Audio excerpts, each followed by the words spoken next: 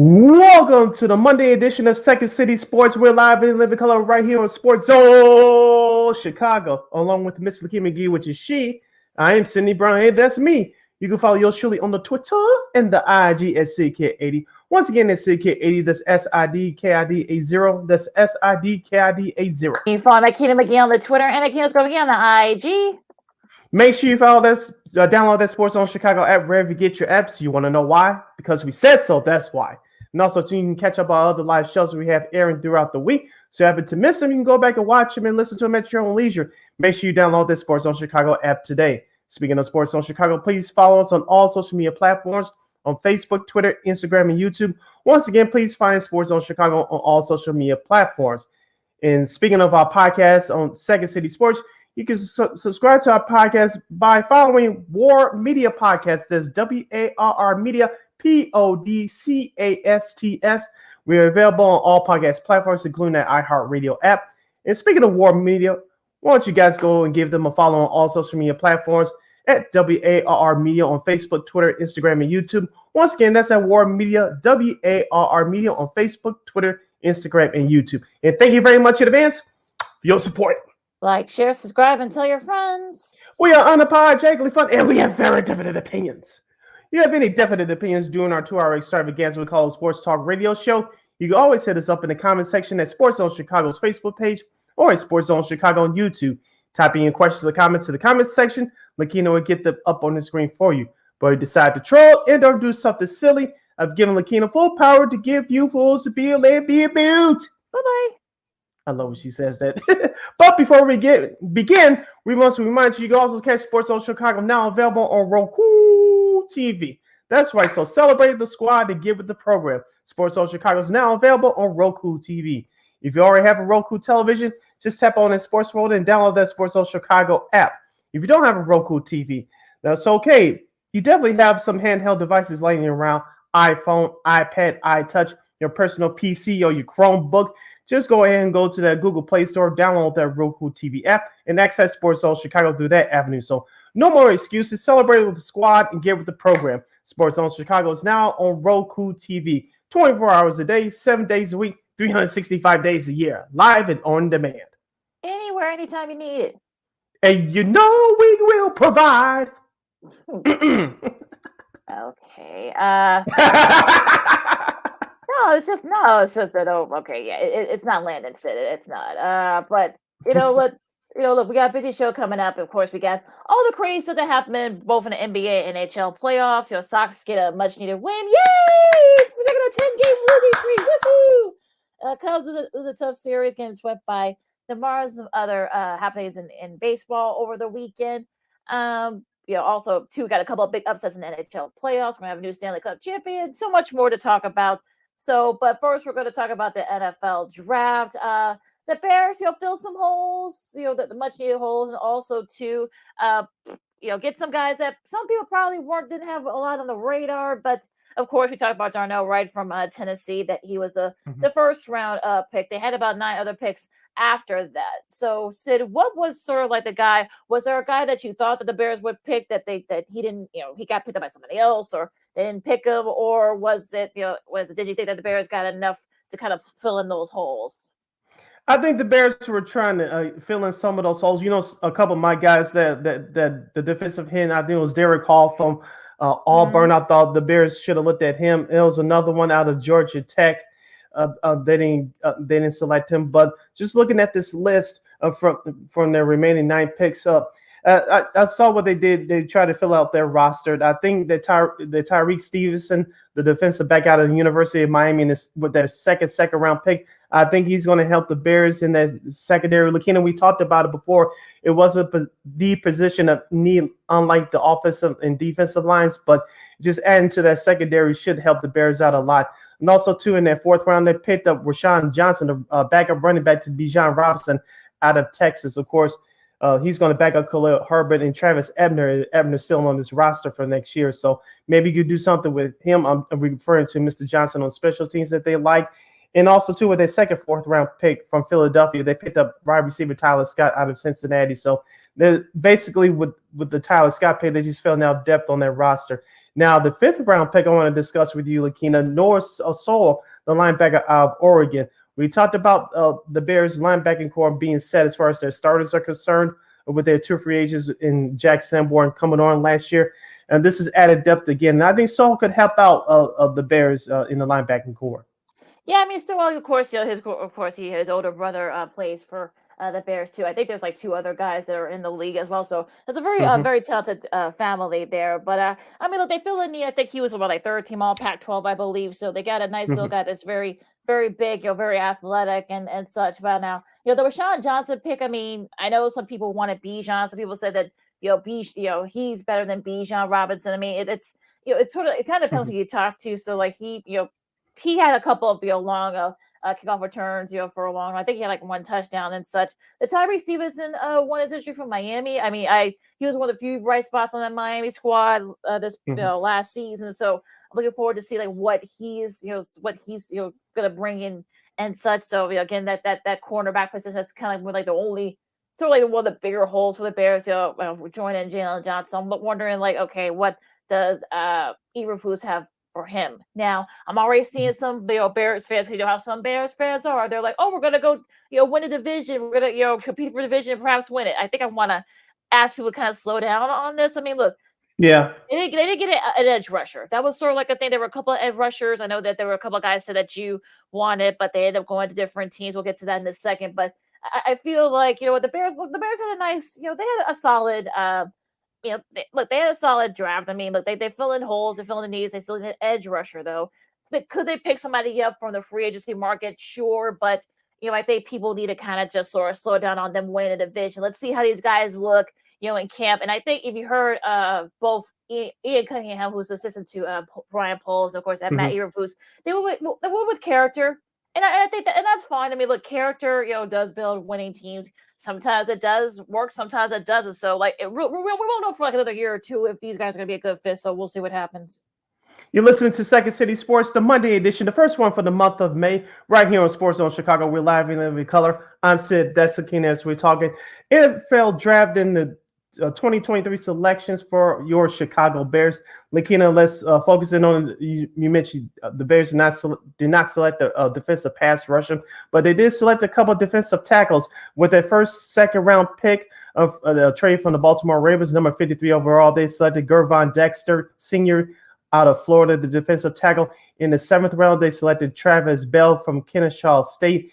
And with the 3rd round pick, number 64 overall, Zach Pickens was selected out of South Carolina. He's a defensive lineman. Lakeena, as I said before, I think these picks are, especially the 4th and the 7th round picks, are selections for depth.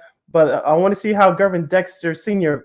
Fares out for the Bears with that 2nd round pick. He's also got to be an impact player. We talk about getting the pass rush for the Bears, and rightfully so. They need to stop the run as well. Yeah, they do. That's been like a big issue for them. They're like near last, if not at last place, to the rush defense. So I think they really need to, stand up for that. That's what you get an edge rusher for. So we'll see if they pick somebody up. We'll see if Pickens, because I know he was played very well for Shane Beamer at South Carolina. So I'm wondering, like, can he bring something to the table? Can they fit in that scheme that Eberflus wants? So for me, I think that's going to be another thing too with these guys. So yeah, look, like I said, they're filling holes here. I think the Bears did it. Like, they did a really nice job. Again, we'll have to wait and see how these guys fit.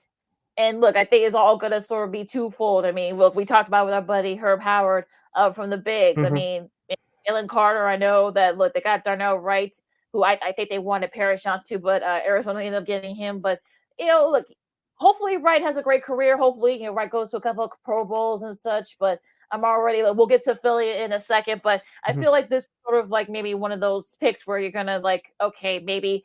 And I know Gervon Dexter Sr., I know he's another one of those guys from Florida. Didn't play a lot of games last year, but he was very effective when he did play. So, again, we'll have to wait and see there. But yeah, I think the Bears are kind of solid draft. Like I said, we won't know how these guys are going to fare, for another maybe year or 2. So we'll have to just wait and see. Okay. The second through 7th rounds took place over the weekend since we last talked to you guys last Friday. Lakeena, I'll ask you your surprise picks in just a second. We talked about it a little bit before you went on live here today. I'll give my couple just from the second round alone. Will Levis, we talked about him on Friday, Lakeena. He was hyped up to be picked in the first round. That didn't happen. The Tennessee Titans picked him up in the second round. What could this mean for the future of Ryan Tannehill? Will he be cut by the time training camp starts? We shall see. And Joey Porter Jr., yes, the son of former Steelers linebacker Jerry Porter. I believe he's still on their coaching staff. His son out of Penn State is selected by the Steelers. I think that should be an interesting storyline going into next year.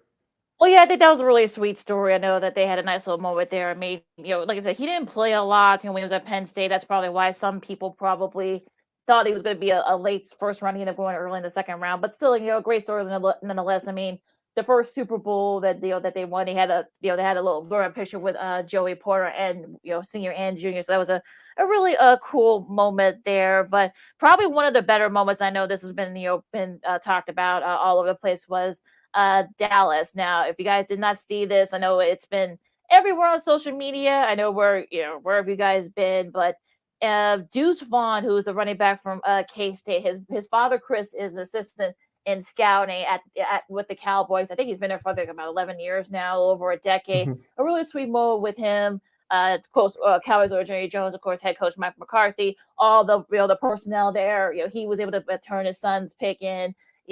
As they were selecting it, they talked with he talked with all of them. He's a great work ethic and a great running back from K-State. So, that was a really sweet moment. And if you guys didn't get a chance to, see that, check it out. I mean, I know you won't have a dry eye.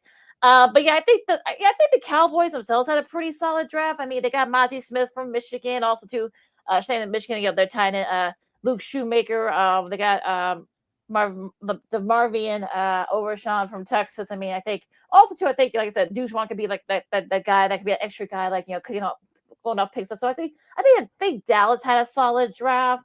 I think Philadelphia, or should we call them the Philadelphia Bulldogs? I guess we can call them because they had a lot of selection. We'll talk about another trade that they did in a minute, but I thought they had a very solid draft. I know, like I said, I know Bears fans there were some Bears fans that wanted Jalen Carter. I understand that, but other things happened. But they got Nolan Smith, who was his teammate. They got Keely Ringo, who was a cornerback. They got Sidney Brown, the defensive back from Illinois. No, not this Sid, but of course from he's recovered from knee surgery. I know, right? Yeah, he's recovered from knee surgery. But he should be good to go by the time the training camp starts. So they had a really solid draft as well. Talking about Philadelphia, they also traded for DeAndre Swift from Detroit. So they've got you also went to Georgia. So that's a nice their pickup there. So they're not messing around talking about Philly. So they had a pretty solid draft as well. What about Arizona? They picked Paris Johnson, that offensive tackle for Ohio State. If I was on the air last Monday, I would have predicted that for the Bears. I think the Bears, if you believe some reports, they wanted to select him. They fell to him at number 9 before they traded with Philadelphia, selected Darnell right out of Tennessee at number 10. But Arizona did well in their second round pick, BJ Ojulari, that linebacker out of LSU, which I thought the Bears should have taken a look at. He went to Arizona in the second round. Also in the second round, Keon White, he was selected out of Georgia Tech. He was selected by the New England Patriots. If you know head coach Bill Belichick, or as we call him Bill Belichick on this show, he loves special teams. He loves speedy guys, especially on the defensive end. Yeah, I really like that pick for them. Probably one of the steals. It could probably be one of the steals of the draft. So we'll see if I think he'll definitely fit into that that system in New England. So we'll see with New England. I mean, look, I think New England had a pretty solid draft. I mean, it was definitely like one of those sort of like a pretty solid draft by them. Isaiah Bolden, I know we'll probably get to that if we get a chance over the cornerback from Jackson State. Dion made some comments. Again, we will we won't get into it, but we'll probably get into it later on. But yeah, we'll talk about that in a second. I think another team that had a pretty solid draft, I think, was the Giants. I mean, they got Deontay Banks from, of course, we talked about in the first round from Maryland. They got John Michael Schmitz. I know that's the guy Sid wanted from Minnesota, the center there, all Big Ten there. They got Jalen Hyatt, who's a wide receiver. I think he'll fit right in with that Brian Dable offense. And I think they had a pretty solid draft. I think the Giants did. I think the Jets did pretty well too. They got, of course, Will McDonald Jr., the edge rusher from Iowa State. They got Joe Tippmann from Wisconsin, Carter Warren from Pittsburgh, also to Isaiah Apakanaba from Pitt. So a solid draft for them. Pittsburgh, of course, we talk about Robert James, and Joey Porter Jr. They had a couple of solid drafts as well. I think San Francisco filled some needs as well. They got Jake Moody, who probably could be the new kicker there from Michigan. Cameron Latu from Alabama, the tight end. Also, Javier Brown, of course. Remember, they did not have a first round pick. Talking about San Fran. So they had a solid draft there. Seattle, of course, we all know about Pete Carroll. He loves draft picks. So we talked about Devin Witherspoon from Illinois, Jackson Smith-Njigba from Ohio State. They got Derek Hall, the edge rusher, Zach Charbonnet. I was going to ask you about Zach Charbonnet. I know you watched him last year out of UCLA. I saw him a couple of games too. That's a good pickup as he's the backup running back to Kenneth Walker III. Yeah, so he could be sort of like taking all those trips from him. Talk about Kenneth Walker III. I think Detroit had a pretty solid pick. They got Hendon Hooker, from Tennessee. I know he's recovering from ACL surgery, so we'll see his what his prognosis for camp. But look, they got, like I said, we all know about Jahmyr. I know some people thought that, what are they nuts for getting Jahmyr Gibbs and Jack Campbell, but they redeemed themselves. So they got Brian Branch from Alabama. They got Sam Laporta from, the tight end from Iowa. So they had a pretty solid draft too overall. Green Bay had a pretty solid draft. I think they set up like 13 players because they had a lot of compensatory picks. But Lucas Von Ness, of course, talked about him from Iowa. Luke Musgrave, Jaden Reed from Michigan State, a very solid wide receiver from Sparty, Sean Clifford, who could probably perhaps maybe compete with Jordan Love for the starting job. We'll have to wait and see. He went in the 4th round from Penn State. So I would say, probably I would say that those are probably my top of Indianapolis. Of course, with Anthony Richardson, we'll see if he's going to be competing for a spot, the spot there. Josh Downs, who I really like from North Carolina. Another Northwestern tight. I know you wanted him to, Sid, but I'm not going to say it's Adewale Abawar from North. I think it's close enough. I would never could get the guy's name, but he ended up going in the 4th round too. So I would say a pretty solid draft for those teams. And who would you say that didn't do well, real quick? I know we're up against it, but outside of the 1st round pick, Lakeena, the Chargers, I didn't hear too much buzz about them. I thought they would pick up Bijan Robinson. That didn't happen. I know with their 1st round pick, I believe they picked up a wide receiver. It was Quentin Johnson at TCU. I like their pick, but I didn't hear too much buzz about them. Minnesota, outside of picking up the Addison, the wide receiver out of USC, I didn't hear too much buzz about them. Same with Baltimore. I guess Baltimore was happy that they re-signed Lamar Jackson, but I didn't hear too much buzz of as far as their drafts from those teams. It's also to Tampa Bay.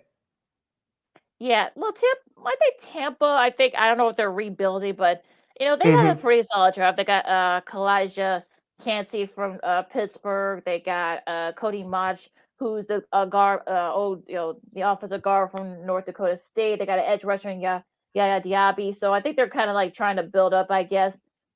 Tennessee, I thought they had a pretty solid draft. Now I would say Detroit. I think, like I said, after the first day, I think Detroit did redeem themselves. Baltimore, I thought they had a pretty solid draft. I know they plugged in some holes at various spots. Of course, Zay Flowers, I think, will be a big help to that offense, especially now that they have Lamar Jackson in the fold now for a few more years. Miami, I really didn't hear too much about that.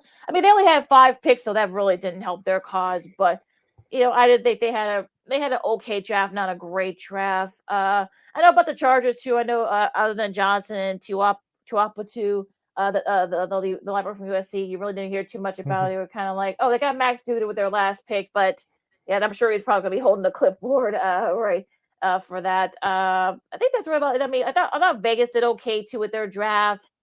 I think KC, I know people in KC are already like buzzing about their draft. They had a pretty solid draft with Anika Uzoma from K-State, SMU, Rasheed Rice from SMU.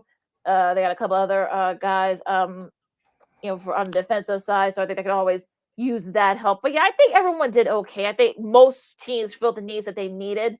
Like I said, I'm sure we're going to see what the edge rusher market is going to be for the Bears. So I think that's going to be really going to be the key here and all that. But so we'll see. I mean, but it's fun to talk about the draft and give grades, because we have no clue what's going to happen. And Mr. Irrelevant for this year for 2023 was Deshaun Johnson, the defensive end out of Toledo. He went to the Los Angeles Rams with the last pick in the 7th round. So we'll see if he even makes the team or gets on the field this year. Lakeena, would you say that this would be fair that you rank Philadelphia, Houston, and Detroit as your top 3?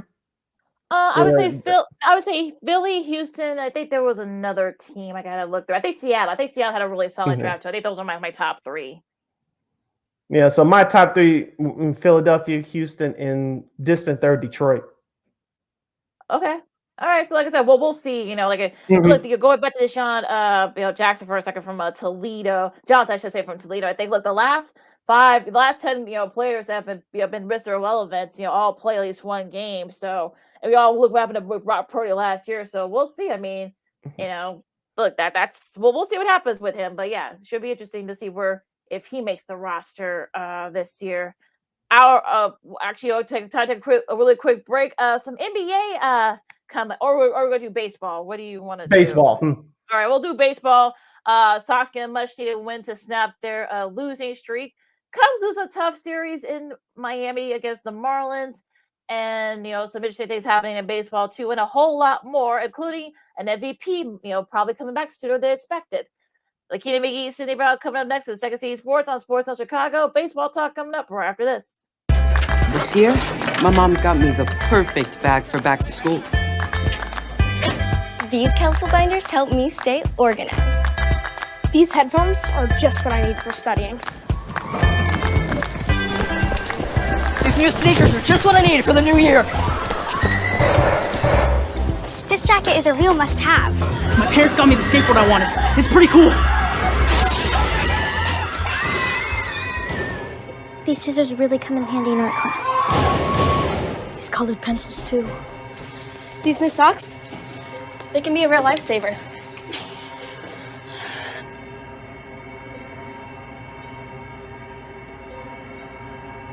I finally got my own phone to stay in touch with my mom.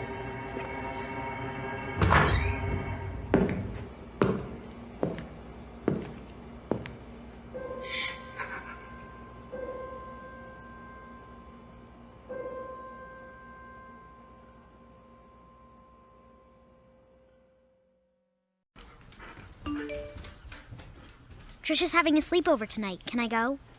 I wonder about Lucy's friends. What should I say? I know you're only 10, but one of these days a friend will offer you a drink.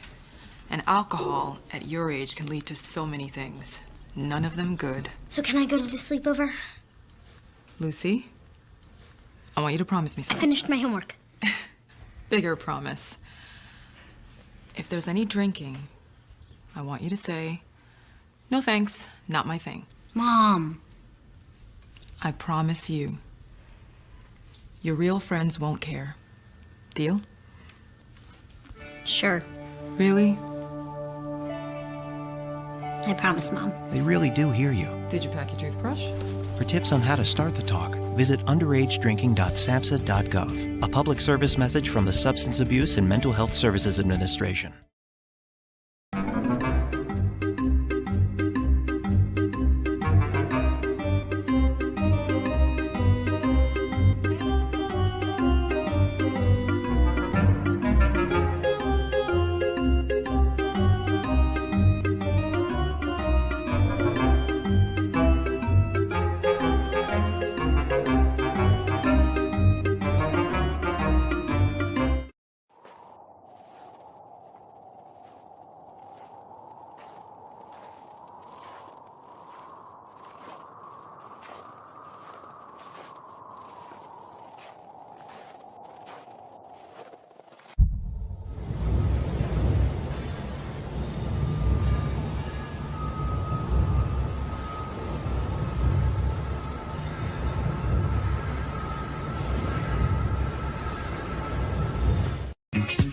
Hey, this is Dr. J, and I listen to Sean and Maya in the morning.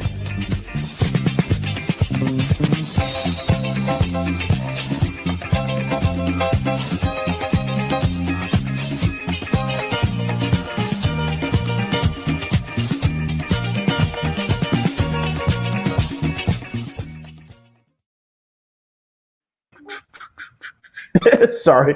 Welcome back to Second City Sports. We're live in the McCullough on a Monday edition, the first show for the month of May. We're live right here on Sports Zone Chicago. I'm Sid, that's Lakeena. You can follow yours truly on the Twitter and the IG at SidKid80. Once again, that's SidKid80. That's SIDKID80.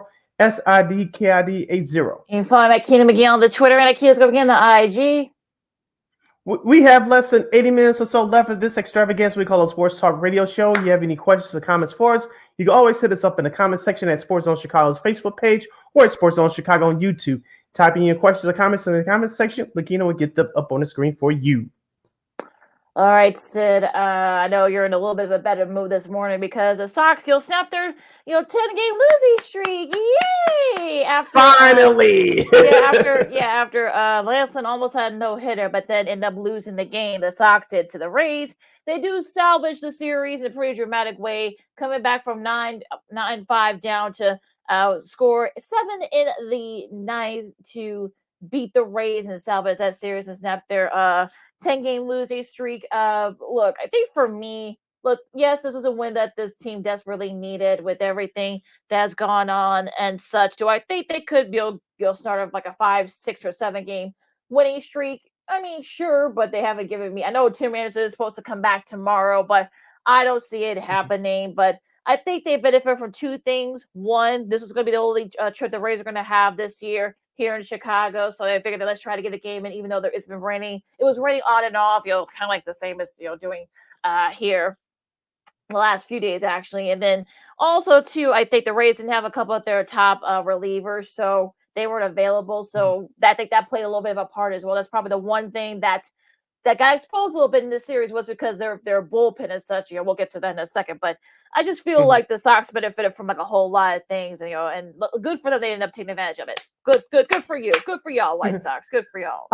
I'm gonna start backwards and come up to what happened yesterday. Saturday, it was an interesting day. Lance Lynn pitched his best game of the season. Of course, he lost a no-hitter in the 7th. And of course, for you guys listening on our podcast at War Media Podcast, I'm wearing the Sox hockey jersey that they gave away 20,000 of them last Saturday. If you can see Lakeena, I don't know if you can see it, but they gave those away on Saturday. That's why it was a big crowd there. And I tweeted it out and I said, if the White Sox continue to lose outside of the promotional days, well, this continues as the White Sox fans will draw themselves to the ballpark if the White Sox continue to lose. Number 3, Luis Robert hit the first pitch of the game on Saturday. He claimed that he came up lame. The fans started booing because he didn't hustle up along the first base line. He could have beat out on the bad throw. It was said after the game that he ignored bench coach Charlie Montoya, who asked him, was he hurting? He did not give an answer. So Pedro Grifol did the right thing in the middle of the game. Sit your ass down. I'm putting in rookie right fielder Oscar Colas, and it all went there. So the communication problems between Luis Robert and bench coach Charlie Montoya and manager Pedro Grifol, and we all bought into the hype, Lakeena, as far as Pedro Grifol being the manager that's going to hold players accountable. He did that on Saturday. Now, will this continue? We shall see, because I think unfortunately, another situation like this could be coming. Hopefully, it doesn't happen again with Luis Robert, but we'll see. But as far as Saturday was concerned, after Lance Lynn gave up that solo home run, everything went to hell in the handbasket afterwards. And for the Sox, in every way that you could lose a ball game like that, everything that could go wrong went wrong on Saturday. But of course, yesterday they should have had that game in the bag originally, but the Tampa Bay Rays scored 5 runs in the top of the 8th, and of course, as you mentioned, Lakeena, with the Sox trailing 9-5 in the 9th inning, they come back to win 12-9. Did you know, Lakeena, that this is the first time the White Sox have won a game going into the 9th inning trailing by 4 runs or more? The first time they had done that since 2007. Yeah, you know how bad that season was. Yeah, that was a so I ended up being the only highlight for that season. So unfortunately, this might not be a good thing for the Sox. But again, look, I said, nice win by them. And look, I think this is good. This was a win that they needed. And look, I guess the baseball guys can be good to you once in a while. So like I said, they got series against Minnesota starting tomorrow. Tim Anderson will be back.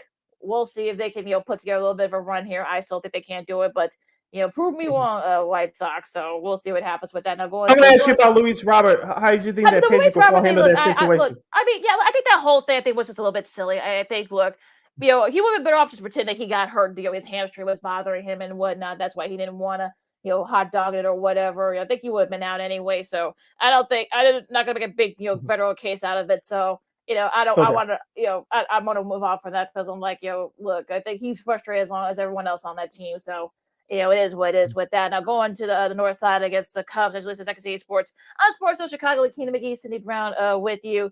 The Marlins sweep the Cubs. Now, I guess the one bright side is that Cody Bellinger did have a solid showing during that series. He is now batting 300 with a .986 OPS, and then in the first 24 games. So you're starting to see a little bit of the Cody Bellinger that you saw when he was with the Dodgers a few years ago. Now, fortunately, he was one of the few bright spots for them. And Luis Arias, who has it for the cycle for the Marlins, he's hitting, a .438, and that's the highest batting average by any player through April. He was a big, reason why the Marlins swept the Cubs. So, they really didn't have too much of an answer for him. I think their pitching was a little bit of a struggle. You're starting to see a little bit of that, the lack of, not necessarily the lack of talent, but I think it's just that, okay, you kind of got knocked back to reality a little bit. Nico Horner, didn't have his best series. He struck out 3 times yesterday. They still had their chances of winning a couple of those games. The pitch just couldn't do it for them. So I'm not too worried about the Cubs just yet. Like I said, they still got a pretty solid record going into May. I just, like I said, I think this might be like, we'll see where the Marlins are in about a month. They may have to trade a couple of those guys. So, but what do you think about the Cubs this weekend? It was more about the bullpen, to be honest with you. They did get quality starts on Friday from Marcus Stroman and yesterday from Justin Steele. The offense just couldn't pull out of it to win those games. Of course, the game on Saturday, they got so far behind. They nearly came back and won, but they just ran out of time. The Cubs still continue to be competitive, Lakeena, and the bullpen continues to struggle, and they can't find a solid closer. But they continue to be competitive, and the bullpen keeps treading water at best. That's going to be a problem. Hopefully, GM Jed Hoyer and GM Carter Hawkins can find some bullpen help around the trade deadline. But in the meantime, in between times, somebody needs to step up in that bullpen for the Cubs. A couple of guys, because they're getting some very good starting pitching. Cal Hendricks isn't back yet, so let's see what they do as far as the bullpen is concerned. We mentioned Seiya Suzuki is back. Hopefully, he'll get his feet underneath him soon. And the offense continues to hit. And you mentioned Cody Bellinger. He had 2 home runs in the series, including one yesterday to help them get back in the game. But it's all about this. First, it all starts with that starting pitching for the Cubs, and you get compromise on your offense. This is how this team operates. The thing that needs to be fixed is that bullpen.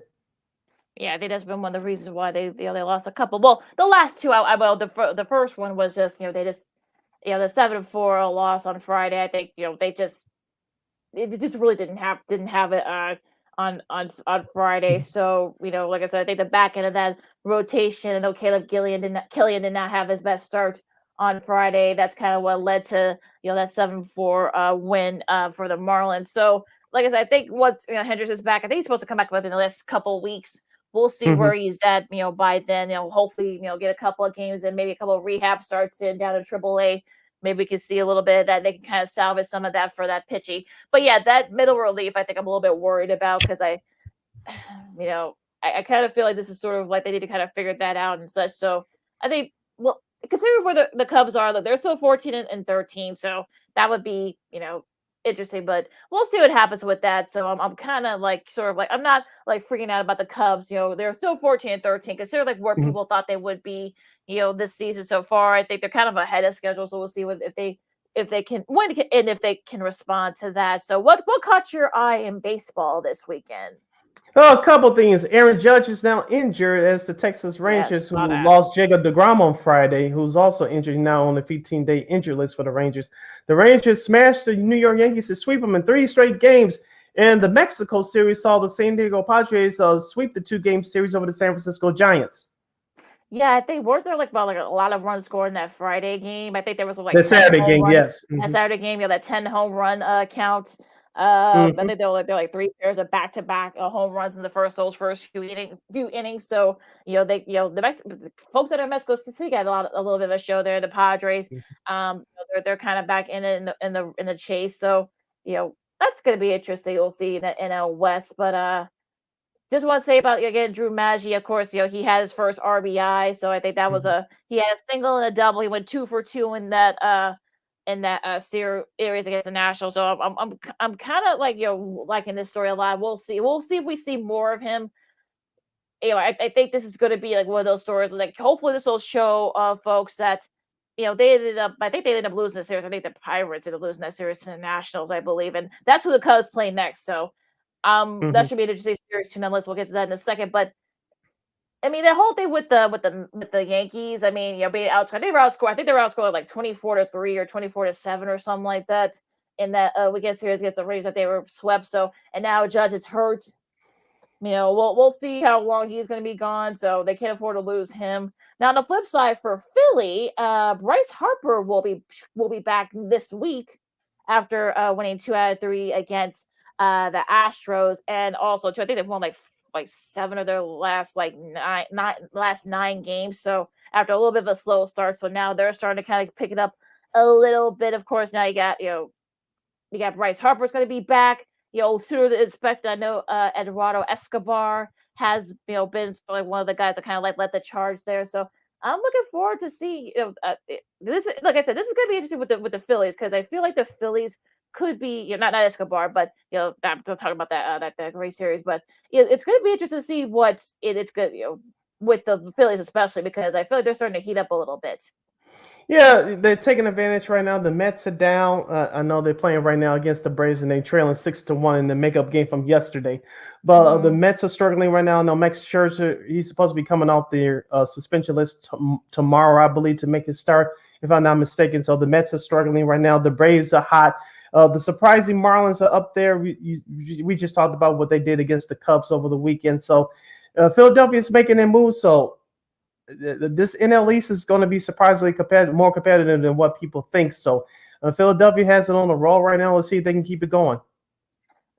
Should be interesting. That whole NL East, I should say, is going to be very interesting. It's going to be interesting who kind of like survival, because even the Nationals aren't that bad. So I know they only won 10, but they're actually not that bad themselves. So I'm interested to see how they're going to go. Well, the Marlins, I think the Marlins are going to come back to earth a little bit. They did last year, so we'll see. And like I said, some of those players might be gone by the trade deadline, so we'll just see what happens there.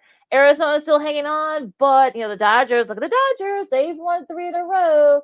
So I'm looking forward to see are we gonna everyone's starting to kind of get together a little bit. I know they swept I know the Cardinals are struggling, but still they swept them. So that's we can't help but do that. So yeah, I think it's gonna be interesting to see what they do, because guys have been in and out because of paternity leave and such. So those guys are starting to come back. I know Mookie Betts was one of those players. So I'm looking to see, let's see that everyone's back. Everyone's starting to find their groove a little bit. So I'm looking at I'm just see that we're going to see the Dodgers, and we've been seeing now that everyone's started kind of getting used to each other, all the new players and such.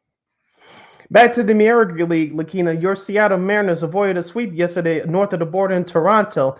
They taped the series finale 10-8 after losing on Saturday 1-0 in 10.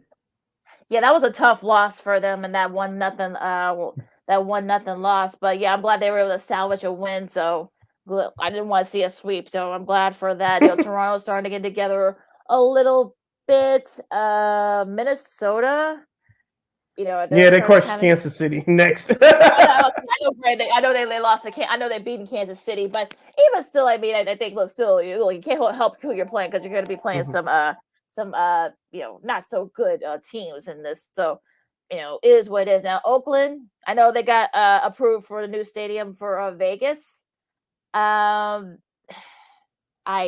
Jesus. They had 20 games played in April without a win by a starting pitcher. And I know it's not funny, but I just feel for those A's fans, because the Oakland, they've won World Series, they've had great players. Now they've only won 7 games. I think that, especially since 28 of those games were more kind of like in the back end of won eighth inning or later. It wasn't like they've won by a starter. So It's just like, what can you do if you're an A's Athletics fan at this point? I feel for the people in Oakland. I really do. Yeah, White Sox fans talking about Jerry Reinsdorf sell the team, which is not going to happen anytime soon. If you're an Oakland A's fan, you should be more frustrated than a White Sox fan right now, because look where they remember that stadium that they still playing now. They messed that up when they moved the Oakland Raiders back in there back in 1995. They made that now a messed up parking garage. It's just so sad. Next to Tampa Bay, they play in one of the worst stadiums in baseball. Now their fans are still passionate, but the ballparks they play in is just crap, and those fans don't deserve that. Yeah, they don't. Yeah, the A's fans. Look, to those A's fans that have been around, that have been with the team through all this weirdness. I feel like I feel for those folks, because like I said, the A's have had a historic they're a historic franchise. So now that they're playing in such a crappy ballpark, and now they don't get a lot of folks there as it is. So it's just it's just like sad, but it's very sad to see. Now, one team that we have not talked about that has been playing very well is the Baltimore Orioles. They're 19-9 as this recording. I know they've beaten Detroit. That they lost.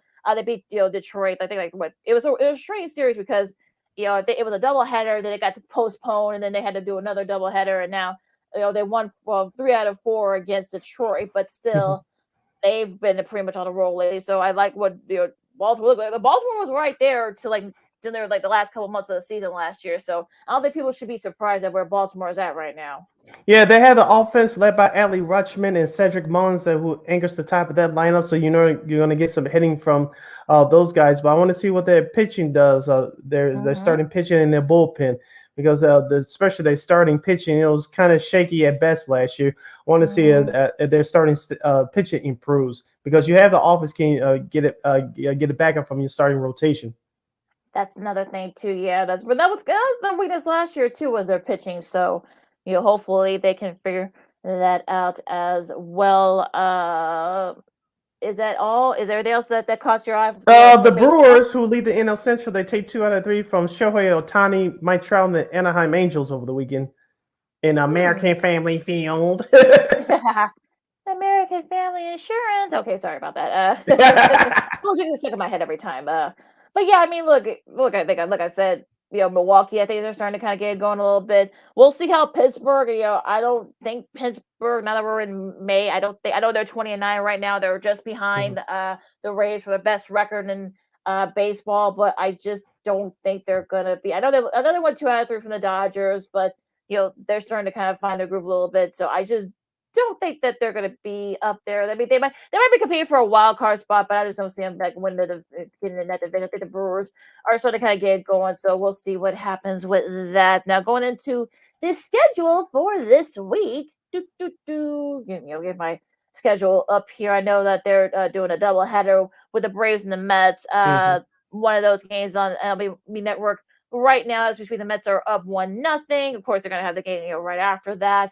The Cubs will try to get that series against the Marlins out of their mouth. They start a 3-gamer with the Nationals, 6:05. First pitch there. Cleveland against the now struggling Yankees. Aaron Judge's going to be out for a while. Yeah, both teams struggling. Cleveland struggled in Boston over the weekend. Speaking of Boston, they played Toronto. It should be they've had some fun matchups in recent years. So yeah, remember Toronto beat them in Fenway a couple of years ago, like 25-4 or something like that. Ooh, yeah. Ooh. Yeah, that was brutal. San Francisco and Houston, that should be an interesting series.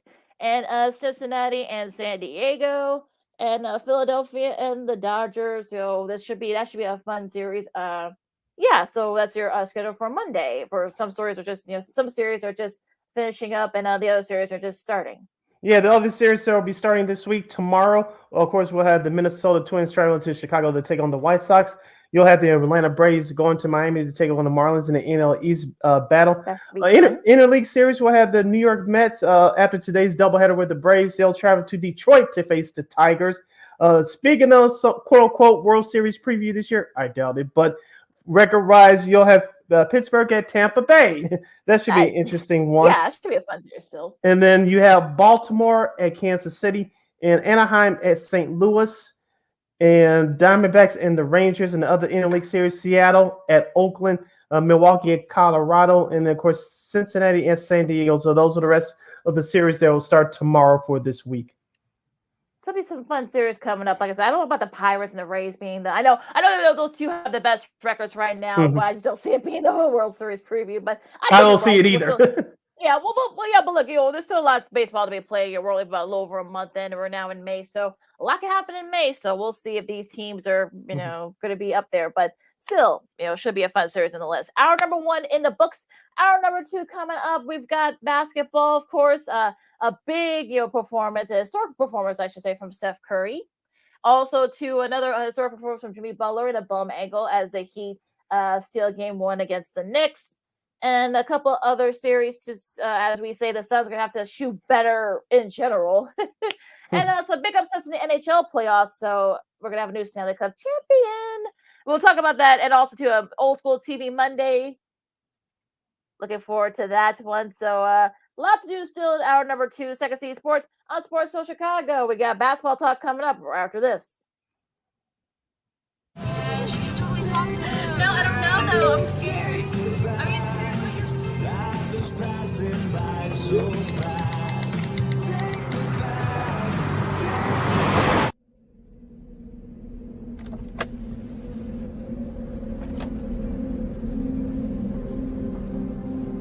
Do you know that you're in my lane? No, not at all. Are you not paying attention? Are you texting? I was just checking in with my mom. I was telling her that I thought we'd be home by 6. It's okay. There's enough time. Just pay attention. I'm not even halfway through my text. There's no way. I'm not even going to look up. My babies are in the car. You have to pay attention. It's just supposed to be a quick text. I'm so sorry.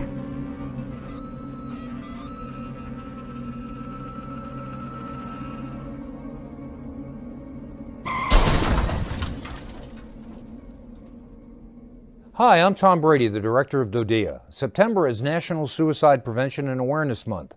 The simple act of reaching out and caring for those in our communities is something we all can do. Just being there for someone you care about can be a tremendous first step in getting them access to confidential resources and support that they need. It only takes one person and one small act and 1 minute to make a difference. Let's make a difference.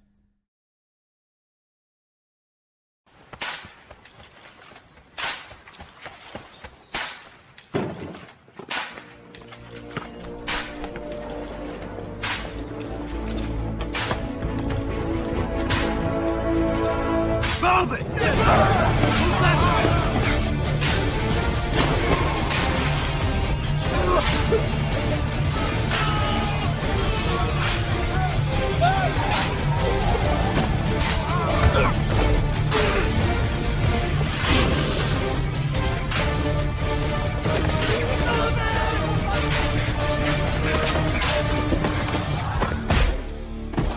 Many will hear the calling.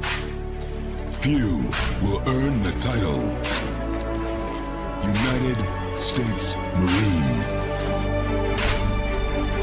The few, the proud, the Marines.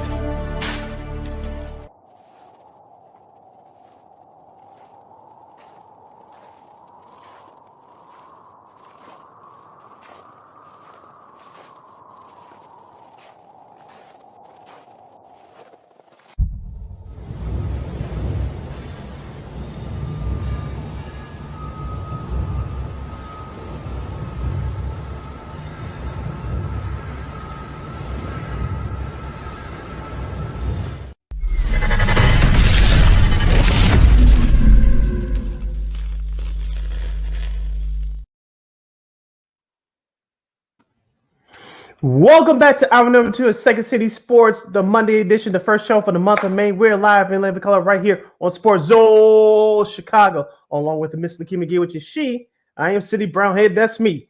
You can follow yours truly on the Twitter and the IG at SidKid80. Once again, that's SidKid80. That's SIDKID80. That's SIDKID80. You follow Lakeena McGee on the Twitter and Lakeena McGee on the IG. We have exactly 57 minutes left or so in this fabulous program we call a Sports Talk Radio Show. If you want to hit us up in the comments section, you could do so. at Sports Zone Chicago's Facebook page or at Sports Zone Chicago on YouTube. Type in your questions or comments in the comments section. Lakeena will get them up on the screen for you. All right, Sid. NBA playoff time! Yay! Yay! You know, we actually had some good games over the weekend. We'll start with the big one here, the performance that everyone is talking about.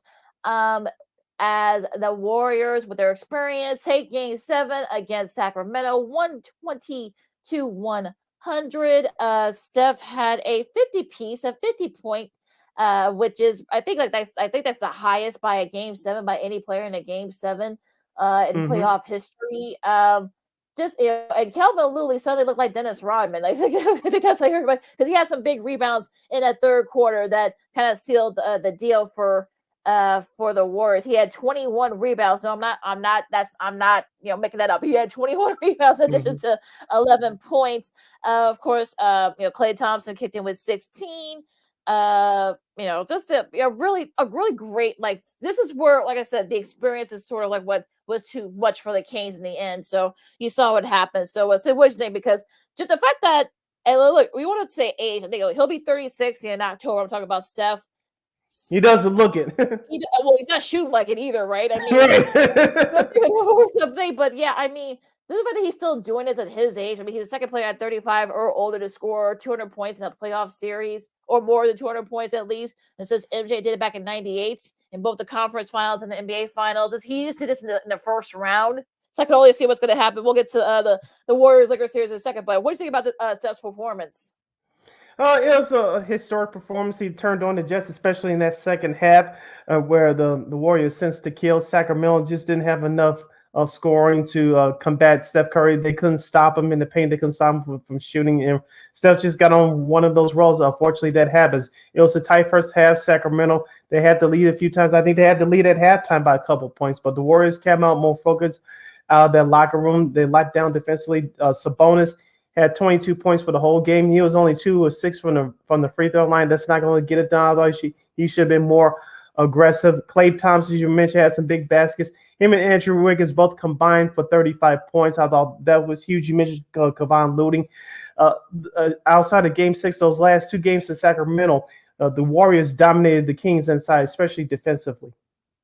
Yeah, that was definitely one of the things. I mean, they had to. I know Draymond made a couple of big steals and big rebounds and such, and just like I said, I think the experience kind of showed a lot. And I think this is sort of like, especially in the playoffs, this is sort of like when the experience shine through. Like, these guys know what it takes to win.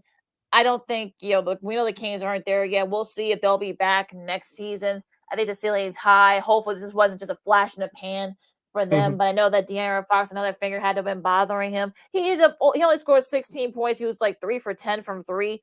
That's not going to do it. You can kind of tell that finger was bothering him. I know Monk struggled. Harrison Barnes, we won't go there. But just Kevin Huerter, could have done a little bit more. He was only 2 for 8 from the field, only 7 points. Just it just wasn't there for the Kings. And like I said, look, the Kings had a great season. Look, they did better than they kind of came out of nowhere. They did better than a lot of folks suspected. I mean, they haven't done this well in years, even when they were in Rochester. Remember the Rochester Kings? Said, remember that? Like, yeah, before they moved to Cincinnati, and Oscar Robertson showed up. yeah. Well, we're not that old, folks. We promise. But well, look, I think the Kings have nothing to be ashamed of. I know Mike Brown's already won Coach of the Year, so the future looks bright. Hopefully, like I said, they can build on this for next season. Yeah, and just looking at the final statistics, the Kings did not shoot the ball well, only 25% for 3, 37% overall. That's not going to get it done. And the Golden State Warriors out-rebounded the Kings by 655-49. So, as you mentioned, with Kevon Looney grabbing 21 of those boards, that definitely gave the Warriors the edge.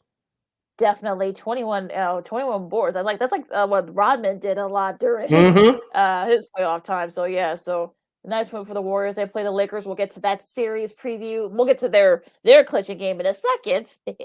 But the other game from last night, the Heat, come back and beat the Knicks 108-101. Jimmy Buckets again had 25 points. Got a little banged up with that left ankle injury. We'll see what happens. There hasn't really been any updates as far as I know. At least so I know I don't, Sid. But Gabe Vincent had 20 points, which is one of definitely a season high for him. Bam kicked in with 16 points. Just a really solid. And Kevin Love, Kevin Love had some nice big buckets and also some big rebounds and assists too. So a little bit of the old Kevin Love from when he was in Cleveland, that Kevin Love. So a little bit of that. So on the flip side for New York, I mean, Obi Toppin had 18 points. Jalen Brunson had 25. RJ Barrett had 20. Had a nice first half. Just couldn't really build on that. He missed some big shots too. Just again, the experience of the Heat. Remember they were just in the finals in the bubble a few years ago, so they know what it takes to build. So we'll see what happens. I know it's just one game, but I know people were already kind of like pissing us. It's going to be a 4 or 5 game series win for the Knicks. Heat saying not so fast. Well, Julius Randle didn't play yesterday either. His status for game 2 tomorrow is up in the air. But if you paid attention to what the Miami Heat did to the Knicks in the second half, they packed in the paint and they forced the Knicks to shoot from the outside, and it worked because the Knicks, they were shooting the ball all over the place in that first half, but they couldn't do it in the second half. It was the opposite for the Heat. They picked up the tempo in the second half as far as offensively is concerned. For the game, Miami shot the ball at a 42% rate. The Knicks had 47%, but that three-point shooting from the Knicks, and especially in that second half, was terrible. The Knicks shot it at 20% for the game. That's just not going to get it done. And as far as the rebounding was concerned, Miami got out rebounded by 11, but it was the turnovers and there was some questionable calls too. We don't know if we'll get into that deeply, but Miami benefited from those calls. They took advantage of it, especially from the free throw line. But in the turnovers, in the turnover department, which I thought was key, Miami only had 9. The Knicks had 13. Yeah, that's not going to do it for it. And I know that Julius Randle wasn't there, but remember they had their struggles too when Randle was there. I'm talking about the Knicks against the Heat this year, so their defense can definitely be stifling to him. So we'll see if he'll come back in game 2. But going back towards Saturday, this was. I turned this game off after halftime. Shout out to our buddy Spiro Diaso, who's calling the series for TNT. But the Nuggets just hammered the Suns 125-107. 9 for 20, 7 for 23 for 3-point race. The Suns were. That's not going to win it for you. And look, I know Jokic had a double, 24 and 19. Jamal Murray had 34, led the way there for the Nuggets. Eric Gordon had 23. Just like I said, they just outshot the Suns. I'm talking about the Nuggets did. So I still have the Suns in 7. I'm gonna stick with that, but they need to shoot better in general, not just from the field, but from the 3-point line. 20% or 30%, I should say, from 3. That's not gonna. You're not gonna win series like that. What did we say on Friday, Lakeena? We said that these 3 players you need to watch out for this series will have an impact on who moves on to the Western Conference Finals. For Phoenix, you had DeAndre Ayton. For Denver, I had Bruce Brown and Aaron Gordon. Now, Aaron Gordon did this thing on Saturday. We'll see if we can keep it up for game 2 tonight.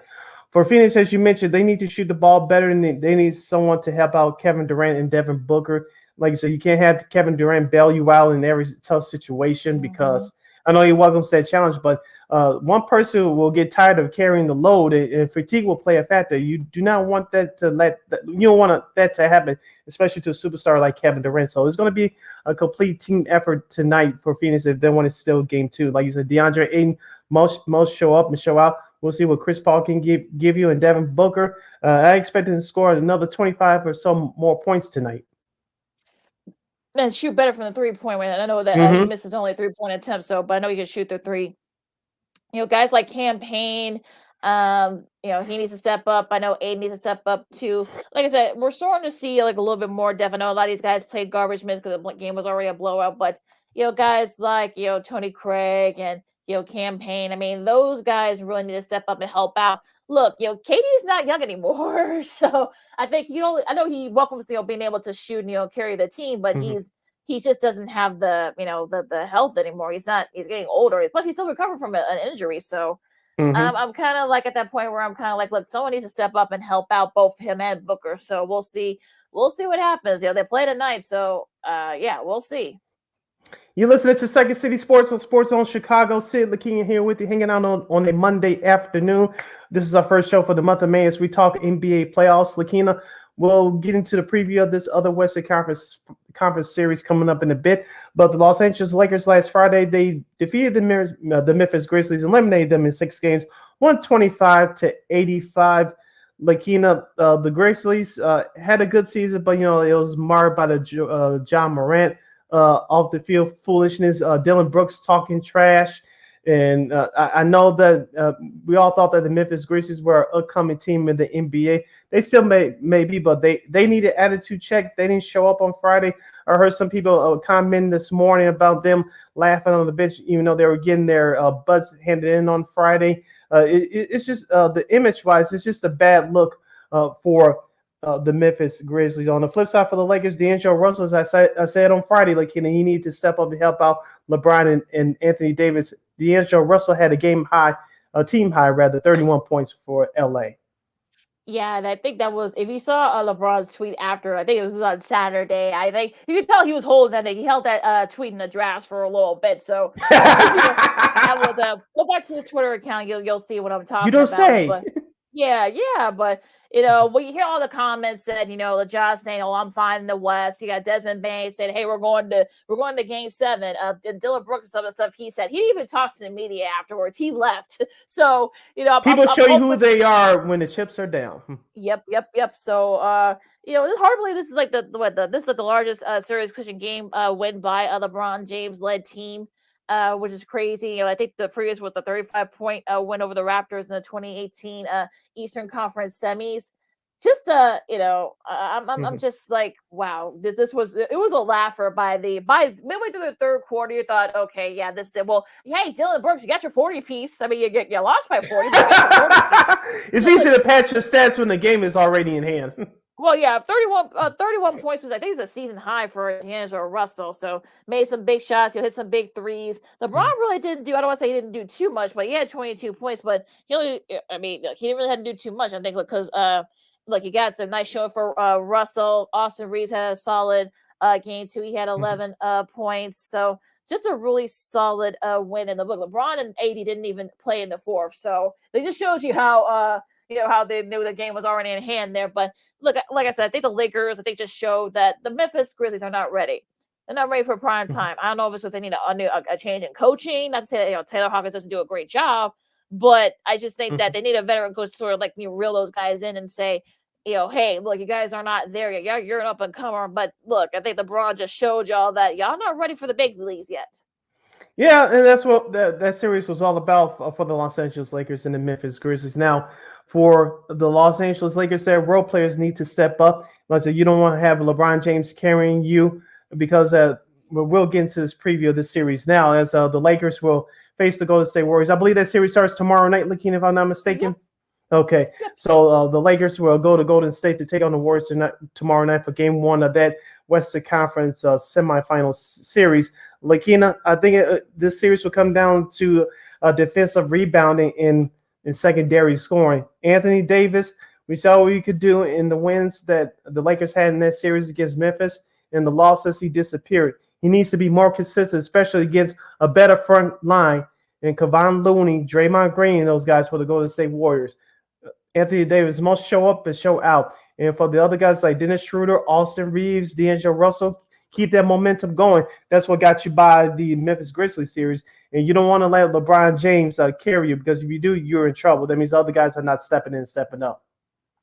Well, and it's Taylor Jenkins is a coach for the Grizzlies. I want to clean that up. But look, as far as people want to make a big deal about Steph versus LeBron. Yes, Steph has a better record than LeBron. He's 15-7 against LeBron in playoff series. But I think, like you said, I think the key is going to be the secondary guys.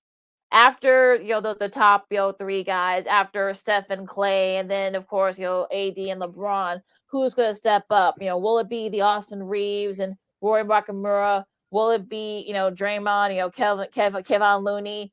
The guys like that, Jordan Poole. So like I said, it's really going to depend on who's going to. This is really going to be, yes, of course, those 4 that I mentioned are going to be, sort of they're going to have the headlines, but after that, it's really going to be the supporting guys. I think that's really going to be the key. And it should be a fun series.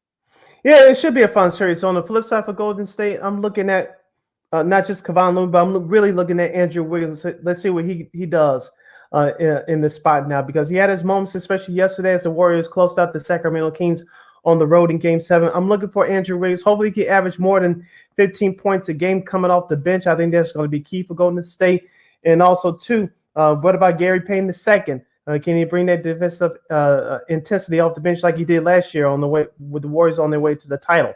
Mm-hmm. So, like you said, I think this is going to be really going to be the secondary guys who steps up. I mean, who can hit big shots? Coach, who could be a big part too. I know we know this is Steve Kerr's first rodeo. Darvin Ham, I know he's been doing this as an assistant, but it's going to be his first time as a head coach. So we just see how they're going to maneuver all of that. So.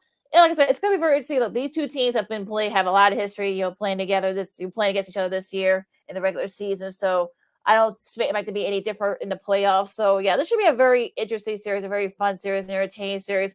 But like I said, it's going to be really the secondary guys that's going to be the key.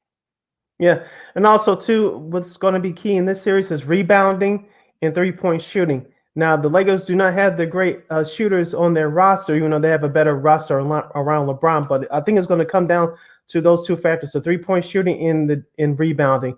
Whoever wins the categories in those, has the advantage in those two categories will win this series.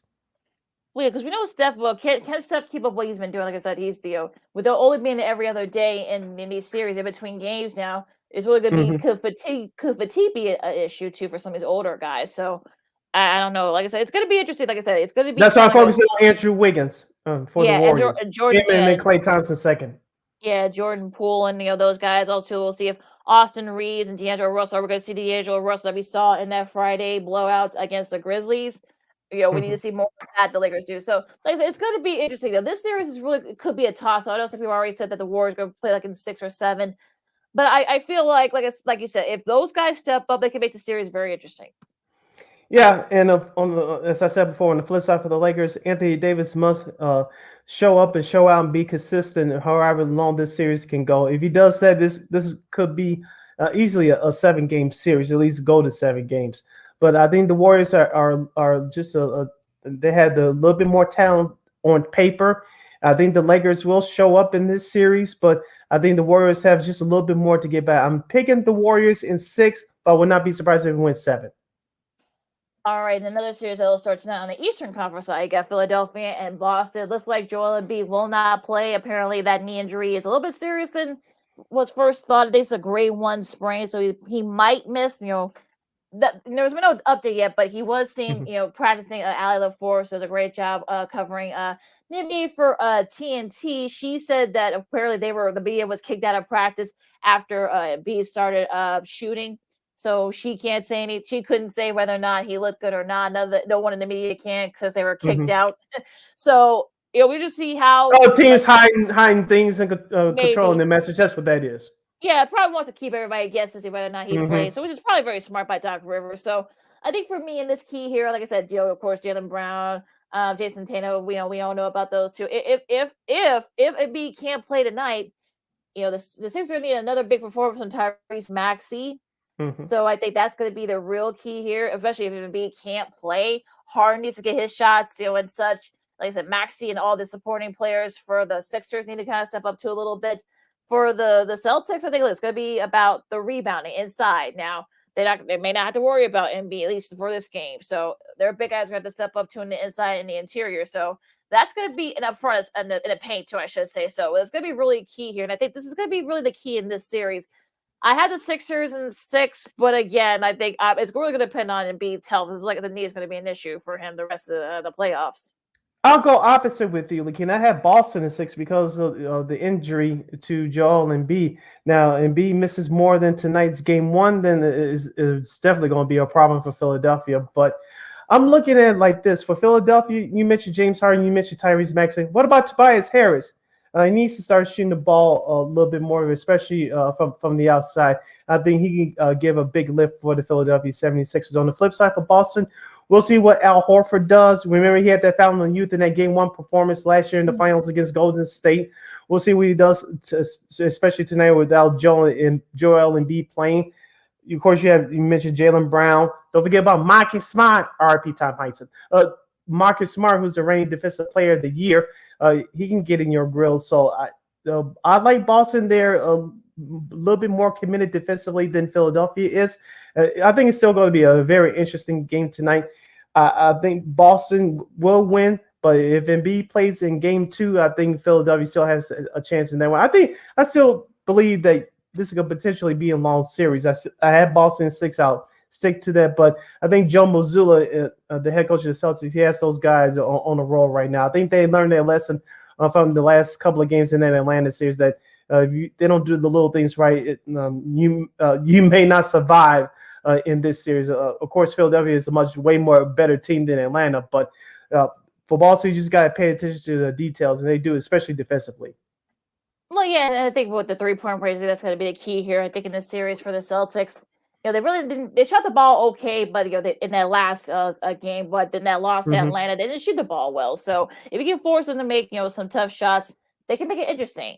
We'll see if guys like PJ Tucker for the Sixers, especially if Embiid is not going to be able to play, he's doubtful. George Niang, maybe he needs to step it up a little bit. So they've got guys there. So I'm wondering to see what happens with that, especially if, like I said, if Embiid looks like he's going to be able to play tonight. The Celtics. I mean, like I said, I think Grant Williams. Let's see him get the ball a little bit more. Al Horford, I know he's had a fountain of youth, but like I said, with the schedule set up now, we'll see if he can kind of be that, that guy, have that little like flash in the pan, 25, 12 rebound performances that we saw in that series against the Hawks. So like I said, I think both these teams are pretty evenly matched.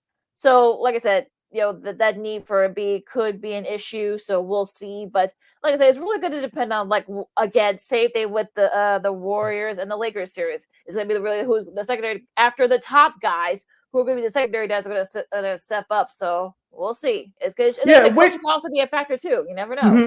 We didn't even mention this guy's name yet, Lakeena. If you did, I apologize. But Jason Tatum, for the Boston Celtics, their superstar. What do you expect out of him in this series? Do you think that Philadelphia will focus on him heavily, or just shut down some of his supporting castmates? It really depends. I think Tatum. I think I might have mentioned Tatum. I think I might have said it in passing. But I think, look, if I think same thing with them. I think they may not worry about Tatum and Brown because they know that they're going to get their shots. It's really going to depend on them come their secondary guys. Make it depend on Brown and Tatum the most and see what happens. And I think that's probably how Doc Rivers is going to play it. Same thing, I'm sure Joe Mazzulla is going to do the same thing with the Sixers. I mean, especially with Embiid, being he won't play game 1. But after that, I mean, Harden, Tobias Harris, I mean, they're really, and also Tyrese Maxey, who's going to be able to step up. So if they can kind of tame Harden, that they don't really have much scoring after that unless their secondary guys get to step up. So it's going to be really an interesting push-pull here. Yeah, so the Celtics and the 76ers will kick off their series tonight at 6:30 p.m. Central Standard Time. That's on TNT. And game 1 of that series in the second round of the Eastern Conference as we'll kick off the schedule for this week for you guys. Following that game, it will be the Suns and the Denver Nuggets. Game 2 of that Western Conference second round. That's at 9 p.m. Chicago time. That's on TNT. Going to tomorrow's schedule, Tuesday, we will have game 2 of the Eastern Conference semifinal series between the New York Knicks and the Miami Heat. That's from Madison Square Garden. That's at 6:30 p.m. on TNT. And at 9 o'clock Chicago time on TNT, we'll have game 1 of the Western Conference second round between the Los Angeles Lakers and the Golden State Warriors. Wednesday's schedule looks like this. You got Philadelphia and Boston in game 2. We'll see if Embiid will be back for that. That's at 7 o'clock. That's a long game on TNT. And on Thursday, you got the game 2 of Lakers and Warriors. That's at 8 o'clock on ESPN. So you got a little bit of a focus type games of some of this stuff. So you want to worry about double headers and watching 3 or 4 games at once. So it'll be interesting to see how this will match up because I think, look, I said, if the Lakers can steal a win in the Bay Area against the Warriors, if you're the Sixers, try to win one in Boston so you can kind of make these series interesting. So we'll see. Yeah, especially for the Lakers. If they can steal game 1, they'll definitely set the tone for this series because we all know that the Warriors are fatigued from what happened yesterday. Lakers had an extra day off by wrapping up their series last Friday. So it should be a fun series nonetheless. Now, our number 1, well, no, not our number 1. Like I said, we're down to our last half. I know my mind's going here, but, got a half hour left in the show. We're going to talk some hockey. We're going to do that hockey coming up next, as we're going to have a new Stanley Cup champion and a controversial goal that should have counted at the very least. But the Boston Bruins, they go bye. And also we're going to preview some of the conference semifinals. We'll talk some sports media news, also some other stuff too that's happening around the sporting world, and also old school TV Monday should be a lot of fun. Last half hour coming up next. Second City Sports on Sports on Chicago. Hockey talk coming up right after this.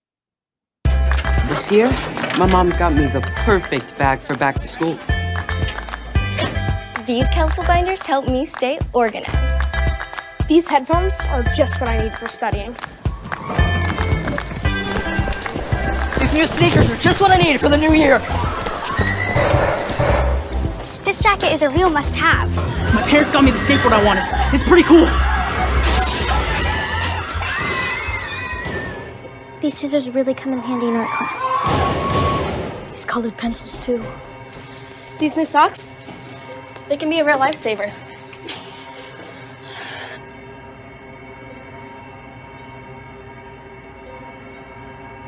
I finally got my own phone to stay in touch with my mom.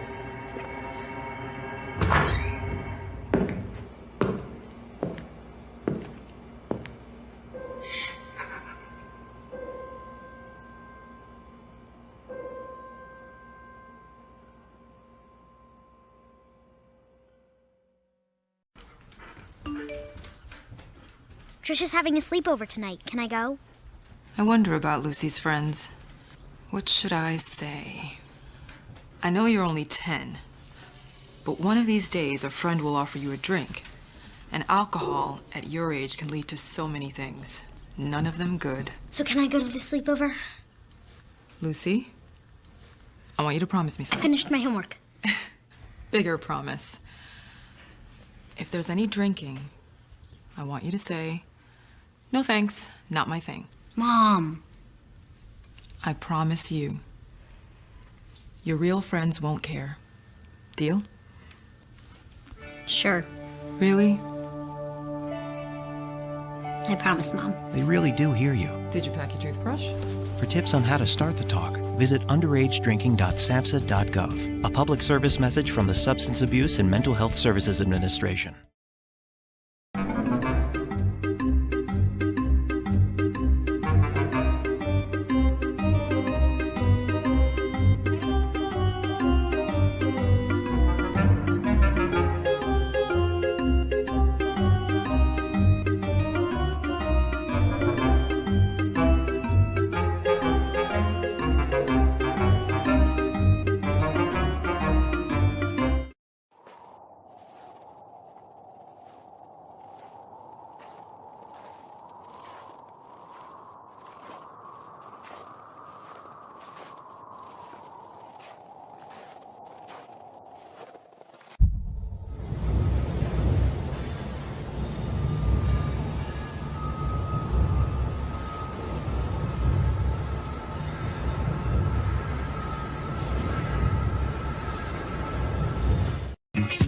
Hey, this is Dr. J, and I listen to Sean and Maya in the morning.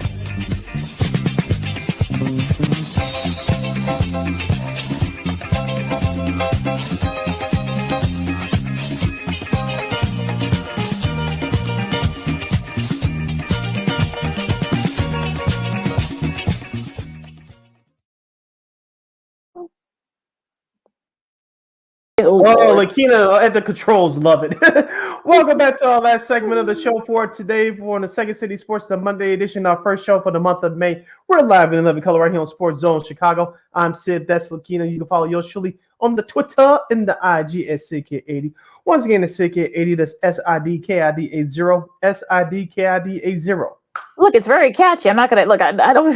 I'm not gonna insult you for going with the beat here. You follow me, Keita McGee on the Twitter and Akia's Girl on the IG. Yeah, we have less than a half hour left for this extravaganza we call a Sports Talk Radio Show. You have any questions or comments for us? You can always go to Sports Zone Chicago's Facebook page or at Sports Zone Chicago on YouTube. Type in your questions or comments in the comments section. Lakeena will get the up on the screen for you. Let's do that hockey, Lakeena. Before we get to the game sevens from last night, we'll get a couple of finals from Friday out the way as these series ended on Friday. Your Carolina Hurricanes defeated the New York Islanders in Long Island 2-1 in overtime to take this series in 6.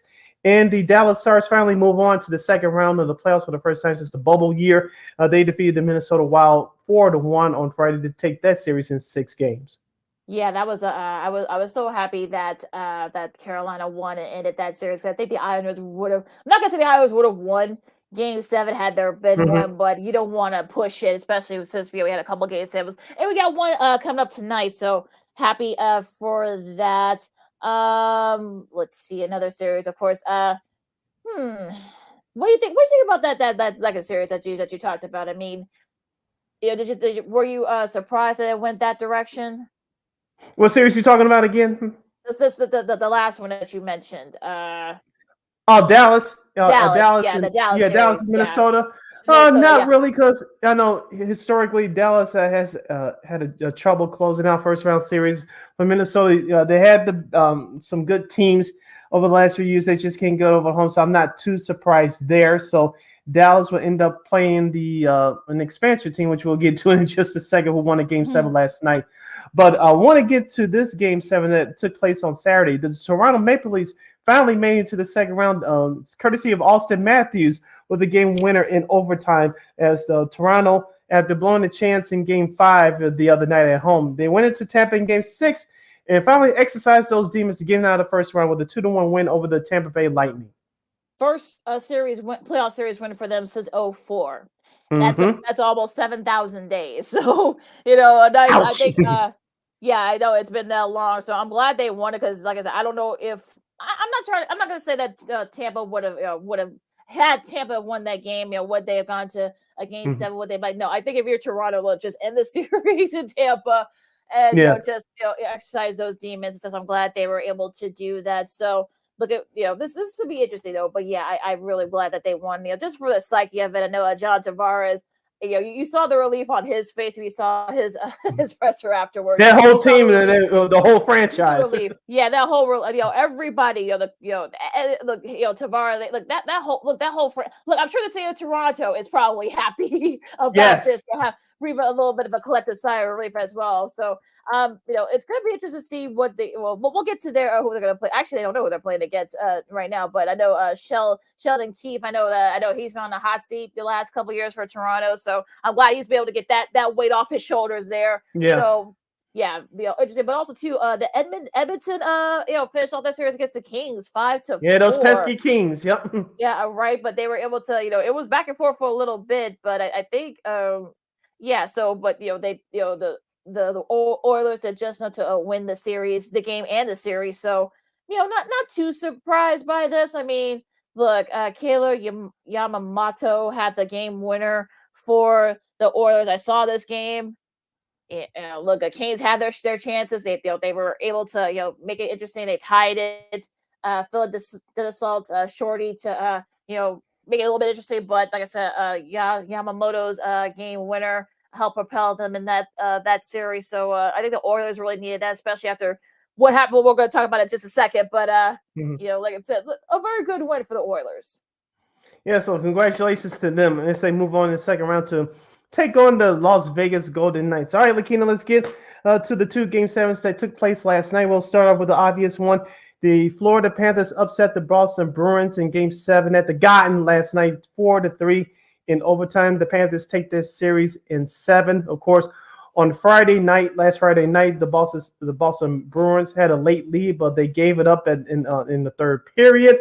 And of course, yesterday, I think fatigue started to become a factor, and Florida took advantage of that. You notice those last 3 games, whenever the Bruins had a lapse defensively or they had a crucial turnover, the Panthers were able to take advantage of it. Now, I believe after Game 6, head coach Paul Maurice for Florida said, you got to enjoy these moments, especially going into the Game 7. He was right, because the pressure was off of Florida. No one expected them to force a Game 7, let alone barely win one game in this series.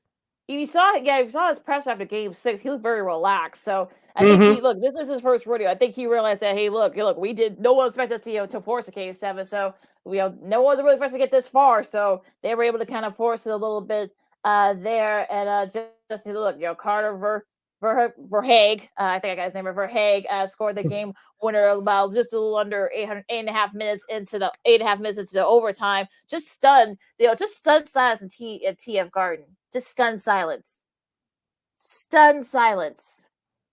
Like it was literally heard a pin drop after he scored that goal, that game winner. So just a utter, it is a failure. If you want to talk about Giannis, bring back Giannis' comments from last week. I'll get to what they have in common in a second. I'm talking about the Bucks and the Bruins, but they're the third team to they're the third team to lose lose their opening series in Game 7 after winning the President's Cup. Let's see here. They're also the second team in NHL history to blow a 3-1 lead as a President's Cup winner. Do you want to guess who was the first? Ooh, no, I'm not on Google, so I'm not going to cheat. Who was the other team? Yeah, the Capitals in 2010. Oh, that's right, the Capitals in 2010. That's right. Yeah, that's right. They lost to Montreal in the first round. Yes. You got it. Yay! No, they were supposed to have been them and the Blackhawks in the 2010 final, but that didn't happen. I know. I wanted that so bad too. Yeah.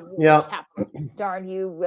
I know. Well, Ovi was. I think he was injured a lot during that season, so I think that didn't help them too much there. But yeah, the Bruins and the Milwaukee Bucks, they had the best record in both the NHL and the NBA. They both lost in the first round. That's the second time that has happened with teams with the best record. Both the NBA and the NHL lost in the first round. The Canucks and the Bulls did that in 2012. We remember that very well there with the 2012 Bulls. There actually are like the first. Well, all the major sports. I mean, you had the 2015, 2016 Warriors, of course, won 73 that year. And of course, LeBron and the Kyrie had something to do with that. And them not winning the championship. This is actually interesting. A lot of them compared to the 07 Patriots. You remember that, when 17-0. And of course, they met Eli and them, with the Giants in that Super Bowl. The 01 Mariners, remember that team, Sid? I mean, there were so many expectations for that team. Of course, they didn't even get out of the divisional round. So they lost in the ALCS to the Yankees. Of course, they were playing on a bad job of 9/11. So they had that going for them as well. Yep. So they actually are some good company. That's all I could say the Bruins fans. But this is just oof. Do you think that's the worst show job in sports history? Because I think it's right up there. I don't think it's number one, but I think it's right up there. It's in a team picture, obviously. It's in a team picture, yeah. It's in a team picture. I don't think it's like I know some people say, this is the worst, but you guys probably have never watched hockey before, so this is not the first time this happened. But yeah, I think it's definitely like in the top 10, top 12. I think I'm not gonna say it's the worst because we've seen worse. Sid, trust us, we've seen the worst. Yeah, so this is up there, but just brutal for Bruins. I don't know what to tell. I don't know what to tell Bruins fans. I mean, I feel bad for David Krejci, who had his first. He actually had his first Game 7 goal, a couple of goals, which I think it was his first. I think he played in Game 7. So, there wasn't enough. But unfortunately, I don't know. It just feels. Yeah, this was a failure, definitely. Especially a lot of people already. I feel bad for Bergeron. I feel bad for Frederick and Krejci, and just everybody on that team. It's just and Tim and Coach Montgomery too. But we just see if he gets in the hot seat too. So that's gonna be interesting. Yeah, we'll see if anybody pays for that in the coming weeks and months ahead. Here's a couple of things. ESPN won't get that Boston Rangers final. I know. I was looking forward to that too. It's not going to happen now. We'll get to the Rangers Devils Game 7 preview in just a second, but they won't get that now. Who's going to be the favorite now in the Eastern Conference? Despite what happens tonight with the Devils and the Rangers in Game 7, does this clearly open up the door for Toronto, or will your Carolina Hurricanes be that surprise team? It can happen. It can happen.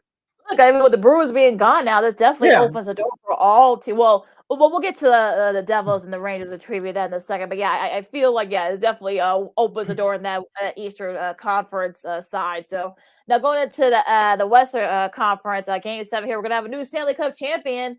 I don't think anybody saw this, so if you did, I want to I have some Apple stock to sell. 2-1 the Kraken. What Kraken? They beat Colorado This is actually the Kraken I'm talking about. They're actually the first expansion, first AHL team to win their first ever series in franchise history against the defending champions. Mm-hmm.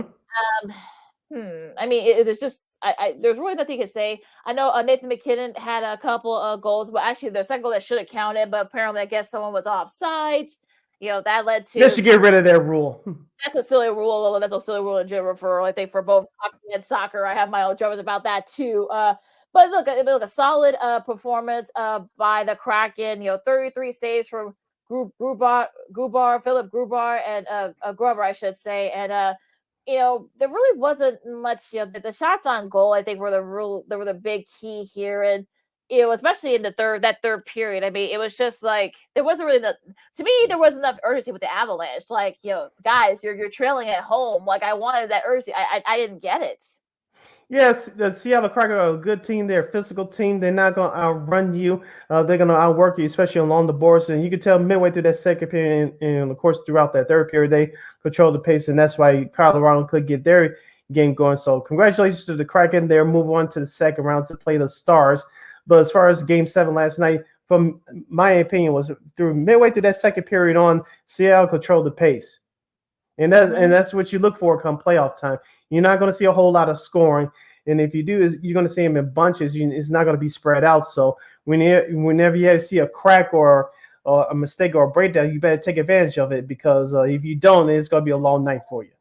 Yeah, absolutely. This actually, that's Seattle Dallas. It's going to be the third time that the North Stars franchises will face each other. Will face a club making its Stanley Cup first Stanley Cup playoff appearance, and first time ever. And the other series was in 1960. I go back to 1968 when the club itself was in the playoffs for the first time. So little history making here. So like I said, that place in Seattle is going to be rocking, and I'm looking forward. That should be a fun series. So we'll get to that in a second. Now going to tonight's match, we got one more Game 7 for you guys. It's the Rangers and the Devils in Jersey. So I think we're going to be hearing from Patrick Kane today. I don't know why my mind started going that route, because we know he's done this before with the Blackhawks. I think he's going to be a big factor here for the Rangers tonight.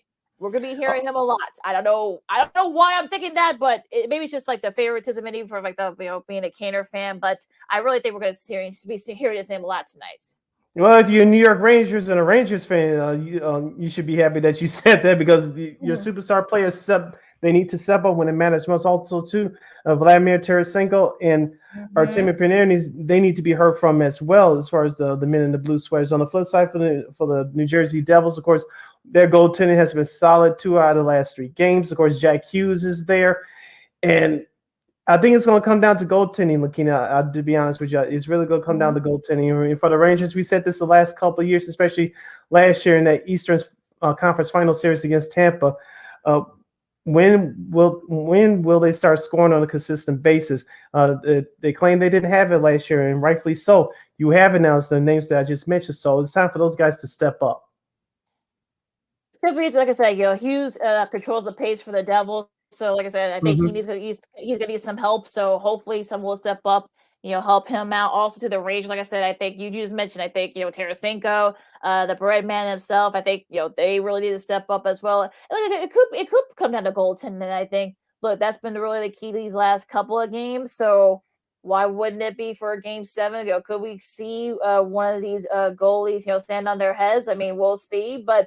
Like I said, it's really going to depend on who controls the pace. If the Rangers control the pace early, I think they can, take control of this game. But the Devils are going to have the home crowd with them, so that prediction is going to be rocking. So I'm wondering, could they control the pace and get the crowd into it? So, like I said, it's really going to depend on who controls the pace. Especially early on. That's going to be really the key in this Game 7 tonight. I don't know if we're going to get a classic like we did back in 1994 in Madison Square Garden when the Rangers scored in overtime to knock the Devils out of the playoffs. Of course, to help the Devils win the cup that next year in that shortened season in 95. But the Rangers, they've been knocking on the door. It's time for the Stars to step up. And of course, your backs are against the wall. It's all or nothing. Is all for all the marbles. So we'll see what happens tonight. I'm picking the Rangers. I don't know about you, Lakeena, but like you said, Patrick Kane, his name will be heard from. Hopefully, just to be on the right side of history. Yeah, I think the Rangers too. I think it's gonna be like a 3-2 win for the Rangers. And look, I wonder if they're gonna be showing that '94 Game 7. You know they Of course, will, especially of being course, on ESPN tonight. You know they will. you know, Mark Messier is going to be lobbying for that too. And of course, Mm-hmm. I'm sure he and PK's too. But of course, he spent his last few years. He did spend playing with the Devils. I'm talking about Subban did. So Mm-hmm. I wonder, do they have a further little dinner bet they're going? So who's going to win tonight? But this should be interesting. I'm sure the intermission is going to be very interesting on their front. Now on the Tuesday, you got Florida and Toronto. No one really, Toronto you probably kind of expected, but Florida maybe not. So like I said, I think it's going to be very interesting. I think Toronto. I hope they don't get caught ahead too much because they've got players on that squad. I'm talking about the Panthers. We know Matt Tkachuk. We know his dad did this a few times during the Stanley Cup playoffs. Carter Verhaeghe, of course, scored that game winner. I think they're going to be the key for the Panthers to kind of like keep the Maple Leafs on their toes. Nylander, I think that's going to be he's going to be the key there. Also, Mitchell Marner. So. But I think it's gonna be the goaltending. If they can, goaltending can set the tone early. I think this could be an interesting series, though. I know no one really expected this one. Yeah, Sergei Grabowski, the former Columbus Blue Jacket goaltender, now with the Panthers. So he's definitely going to be a factor for the Panthers as the series goes along. You mentioned all the firepower from the Toronto Maple Leafs, Austin Matthews and John Tavares, the ageless one. So it's going to be a fun series. I have the Maple Leafs winning in 6. I won't be surprised if this goes 7, but it's going to be a highly competitive series. I think the Panthers can take game 1, especially with the momentum that like they had beating Boston last night on the road. They'll have to start this series in Toronto, of course, obviously on the road. But let's see if the Panthers can keep that momentum going. They have a great chance of stealing game 1. I give them a great shot to steal game 1. I have Toronto winning the series, but I think Florida has a great chance of stealing game 1 tomorrow. I think they'll win one of those series, one of those games. I think in Toronto. I think, like you said, for the momentum especially. But I think Toronto. I think they're laser. Not that they've gotten over that hump. Okay, now they know that. Okay, yeah, it's right there, especially with Boston being out. So I know they realize that. Okay, like let's stay laser focused here. Let's get it going now. Dallas and Seattle for this Western Conference second round. I think for me, this is going to be. The Kraken, look, yes, they're an expansion team, but they got players on there. They've got, Jared McCain and Vince Dunn, among others. I mean, this could be, I know he's been back and forth with the injury. Talking about McCain has, so we'll see if he's going to be good to go. Jason Richardson, of course, Jason Robertson, of course, as he goes, so does Dallas. So I think, but I think it's going to be goaltending too. I think same thing here. But like I said, I think, the experience from the Stars, I think it'll be interesting to see what kind of wins out here because that Seattle's not going to be no pushover. I'll say Dallas in maybe 6 because I think the Kraken may make this series very interesting. Yeah, I will go opposite of you. I'm going Dallas in 5, but I will not be surprised if it ends in 6 because Seattle is just that good. Of course, you don't beat the Stanley Cup champs for nothing and do it by quote unquote getting by. This Seattle team is a very good team. As I mentioned, they're a very physical team. They get in your face. They're good, especially along the boards. And so Dallas, if they could control the pace, especially offensively, I think they'll get this series. They have just a little bit more scoring punch than the Kraken does. So I'm going with Dallas in 5, but I wouldn't be surprised if it ended in 6. Absolutely. So we can't preview the other series in the Eastern Conference, I should say, because we don't know it's going to be the Devils or the Rangers. So, but whoever wins that will have to go to Carolina and face the Hurricanes. We don't know the time or we don't know the time or what network's going to be on. So we'll have to play it by ear. Just check keep your eye on your local listings. But this second game in the semis, I should say, got Edmonton and Vegas. This should be interesting, Sid, because I feel like the Vegas have been exercising those demons for the last few years. I don't know. I mean, look, Connor McDavid, I think he's going to be the key. They need to keep doing what they did against that series against the Kings. Just have more guys step up because Connor McDavid was a factor, but again, it was other guys that stepped up with them. So. That's going to be interesting there. Also, too, same thing with Vegas. I think, look, like I said, Jack Eichel, Jonathan Mersoff. I can never say that guy's name. Taylor Stevenson. I think those are going to be the keys here for those for the night. So I really think this game could go 7. I have no clue who's going to win. I'll tell you Friday, but this is going to be one of those toss-up series. I feel like. I'm taking the Oilers in 6. That's my prediction. We're gonna get out of Jonathan Quick for the Vegas Golden Knights. I think it's gonna Golden is gonna come. Is gonna be the key for me from Vegas, and for Edmonton. Can they keep that scoring punch up in this series? Now you have to play a team as physical as the Kings tried to do in their first round series. Yeah, absolutely. So it's gonna be interesting to see what happens with this series. I think this could be one of those series, like I said, could go 6 or 7. So we'll just see what happens with that. Now the rest of the schedule, of course, again, we don't know what the schedule is going to be. I guess they're waiting for the Devils Rangers game to be over with, so that they'll have the scheduling. But scheduling for Thursday will be game 2 of Florida and Toronto, and Seattle and Dallas in game 2 of their series. So that's the schedule for the NHL Stanley Cup playoffs coming up this week. Yeah.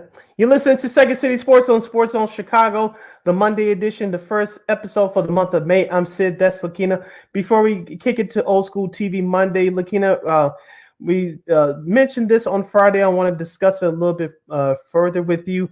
Of course, we know the trouble that Bally Sports have been going through over the last few months. Of course, down there in Baker, we see they had to pay many of these NBA, NHL, and Major League Baseball teams a certain percentage as part of the new financial restructuring.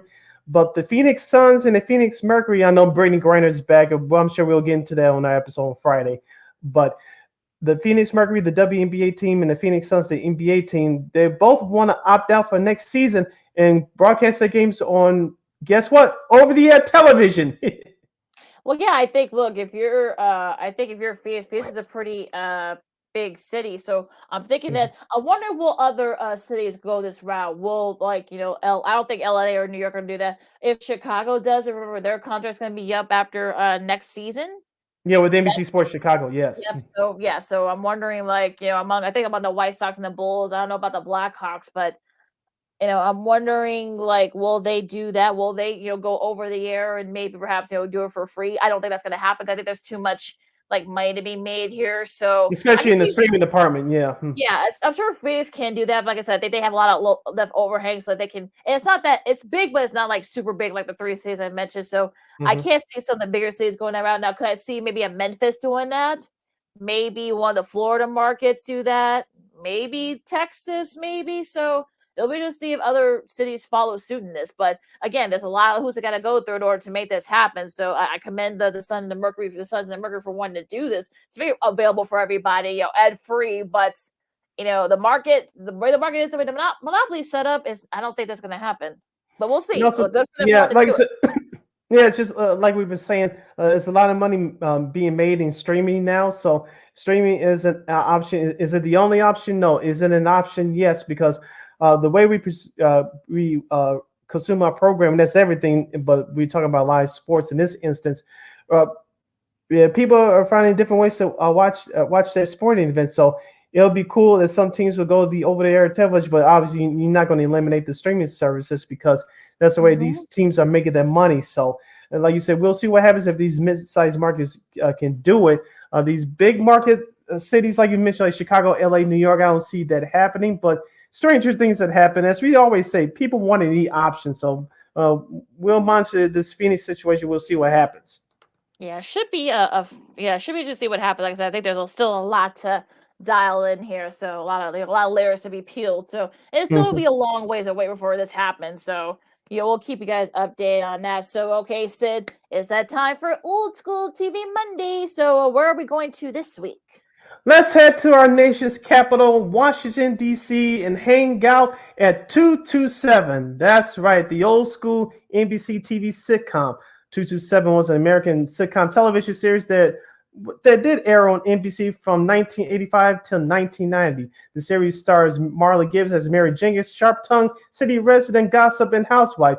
The other main characters on the program were her husband Lester, played by Hal Williams, their daughter Brenda, Regina King. That was her first star to you younger folks out there. Landlady Rose Holloway, played by the late Atlanta Reed Hall, and neighbor Sandra Klong, Jackie Harry, and Helen Martin. She played Pearl Shea. The series was adapted from a play written in 1978 by Christine Houston about the lives of women in a predominantly black apartment building in the 1950s Chicago.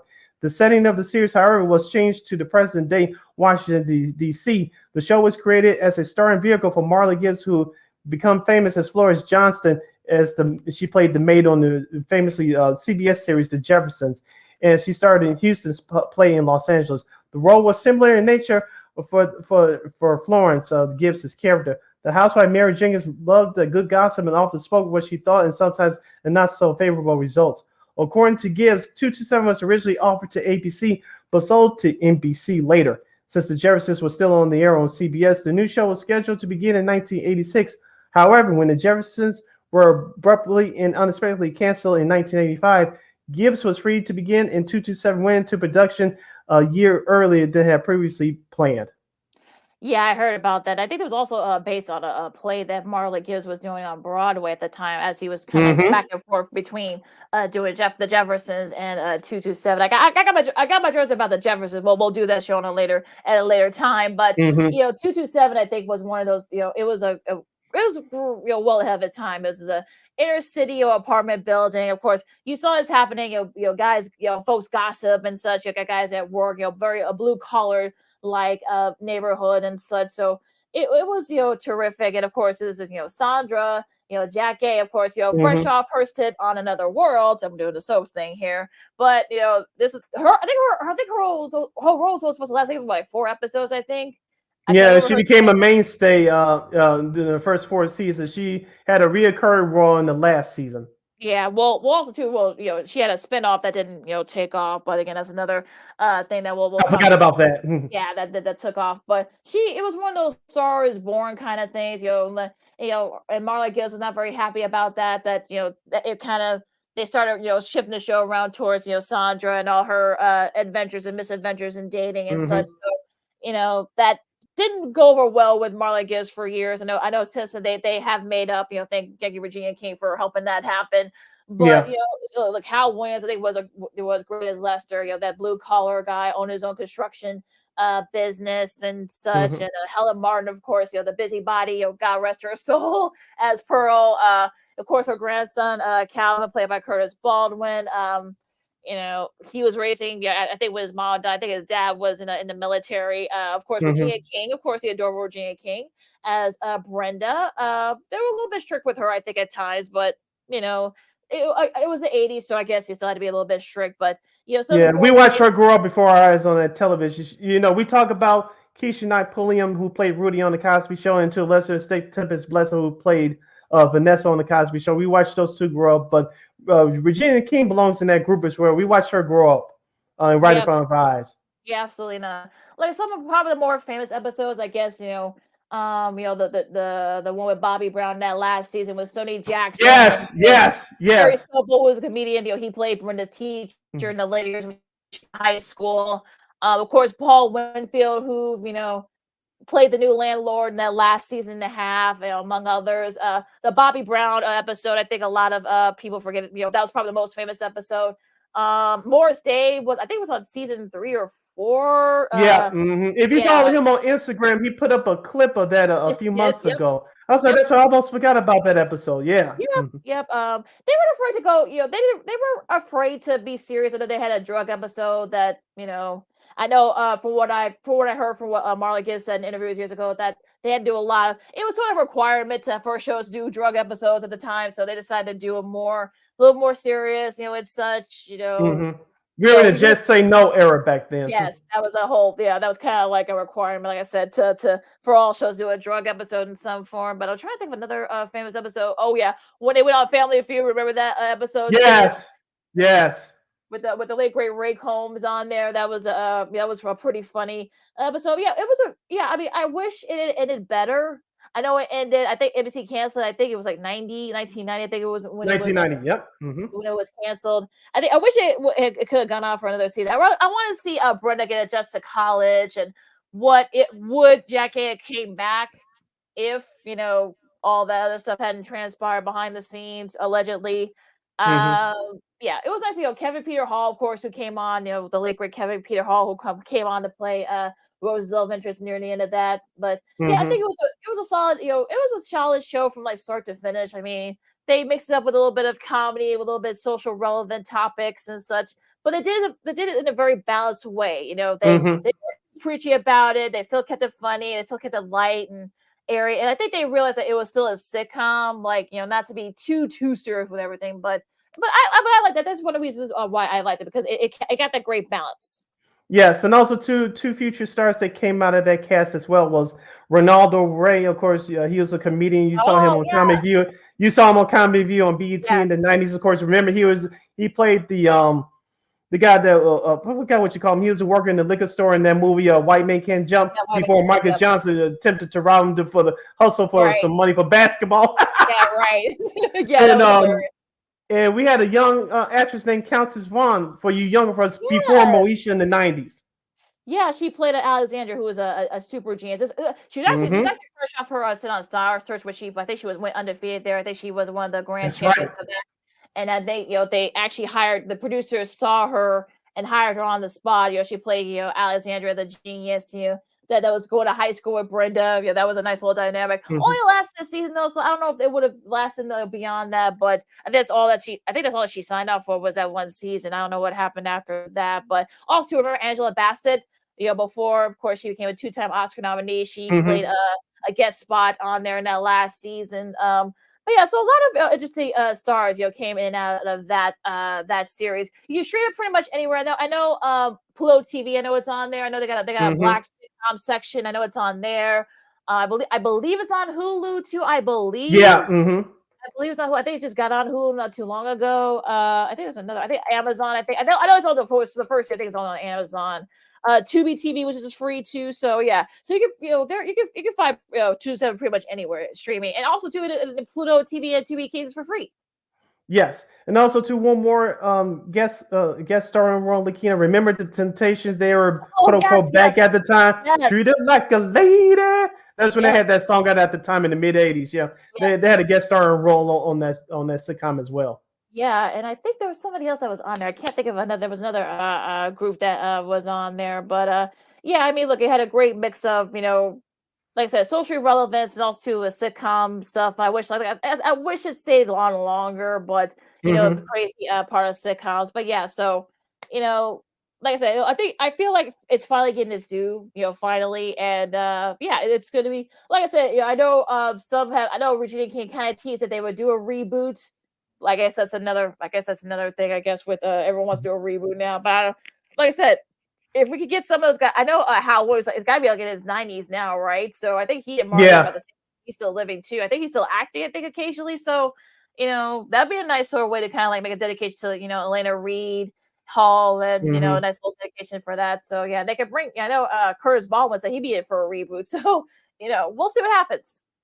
Yep, and Marley Gibbs is 91 years young, and she's still going strong. And don't forget, she did the theme song for that show as well. Sounded good, by the way. Yep. Yeah, that was a really great theme song there. So, Second City Sports, we are Old School TV Monday this week. The salute, the long-range NBC sitcom 227. 7. All right, Lakeena, take us home. Follow Lakeena McGee on the Twitter, and Lakeena McGee on the IG. You can follow yours truly, Sidney Brown, on the Twitter and the IG at SidKid80. Once again, at SidKid80. That's SIDKID80. SIDKID80. Make sure you download the Sports Zone Chicago app wherever you get your apps. Make sure you follow Sports Zone Chicago on all social media platforms: Facebook, Twitter, Instagram, and YouTube. Make sure you subscribe to our podcast at War Media Podcast. That's WARR Media, PODCASTS. We're available on all podcast platforms, including the iHeartRadio app. And while you're at it, please give War Media a follow at WARR Media on Facebook, Twitter, Instagram, and YouTube. And thank you very much in advance for your support. Like, share, subscribe, and tell your friends. Now, I also want to mention with the 227, it came on Saturdays. That was back when the networks actually cared about original Saturday programming, scripted Saturday programming, I should say. Before long, sports, and now they got all the 48 hours of mystery and such. But yeah, that was back when Saturday was one of the nights to watch for must-see television. So I wanted to kind of get that in there real quick. All right, so don't forget. No, go ahead. Sorry. Go ahead. No, you can catch Sports on Chicago, of course, on Roku TV. Of course, yep. So it's all right there for you. You get whatever Google, Google, Apple, whatever Play Store that you have. If you got the Roku TV app or got the Roku app on your phone or on your whatever device you got, just type in Sports on Chicago. It's right there for you. You catch our shows, Sean and Maya, the Smoke Fellas. What's up, cuz? I know they're going to be on tonight, so I'm sure they're going to have a lot of NBA playoff talk as well. So so anytime, where you want, Sports on Chicago is right there for you on Roku TV. Yeah, and don't forget, you can catch Second City Sports live and in living color every Monday, every Friday from noon to 2 p.m. Central Standard Time, right here on Sports on Chicago. One more again, as the kids would say. Catch Second City Sports live and in living color every Monday, every Friday from noon to 2 p.m. Central Standard Time, exclusively on Sports Zone Chicago. All right, guys. Enjoy the playoffs and the baseball. I know there's going to be some interesting NFL news too coming up down the pike as well. So we'll see what happens. I know there's already some buzz with Aaron Rodgers. I think he and Garrett Wilson just had could be a nice little tandem there too. I know the Jets fans are very excited about that. So, but enjoy the sports this week. First, Sid and Lakeena, this has been Second City Sports on Sports Zone Chicago, and we'll see you Friday. I guess. Go Sox. Holla!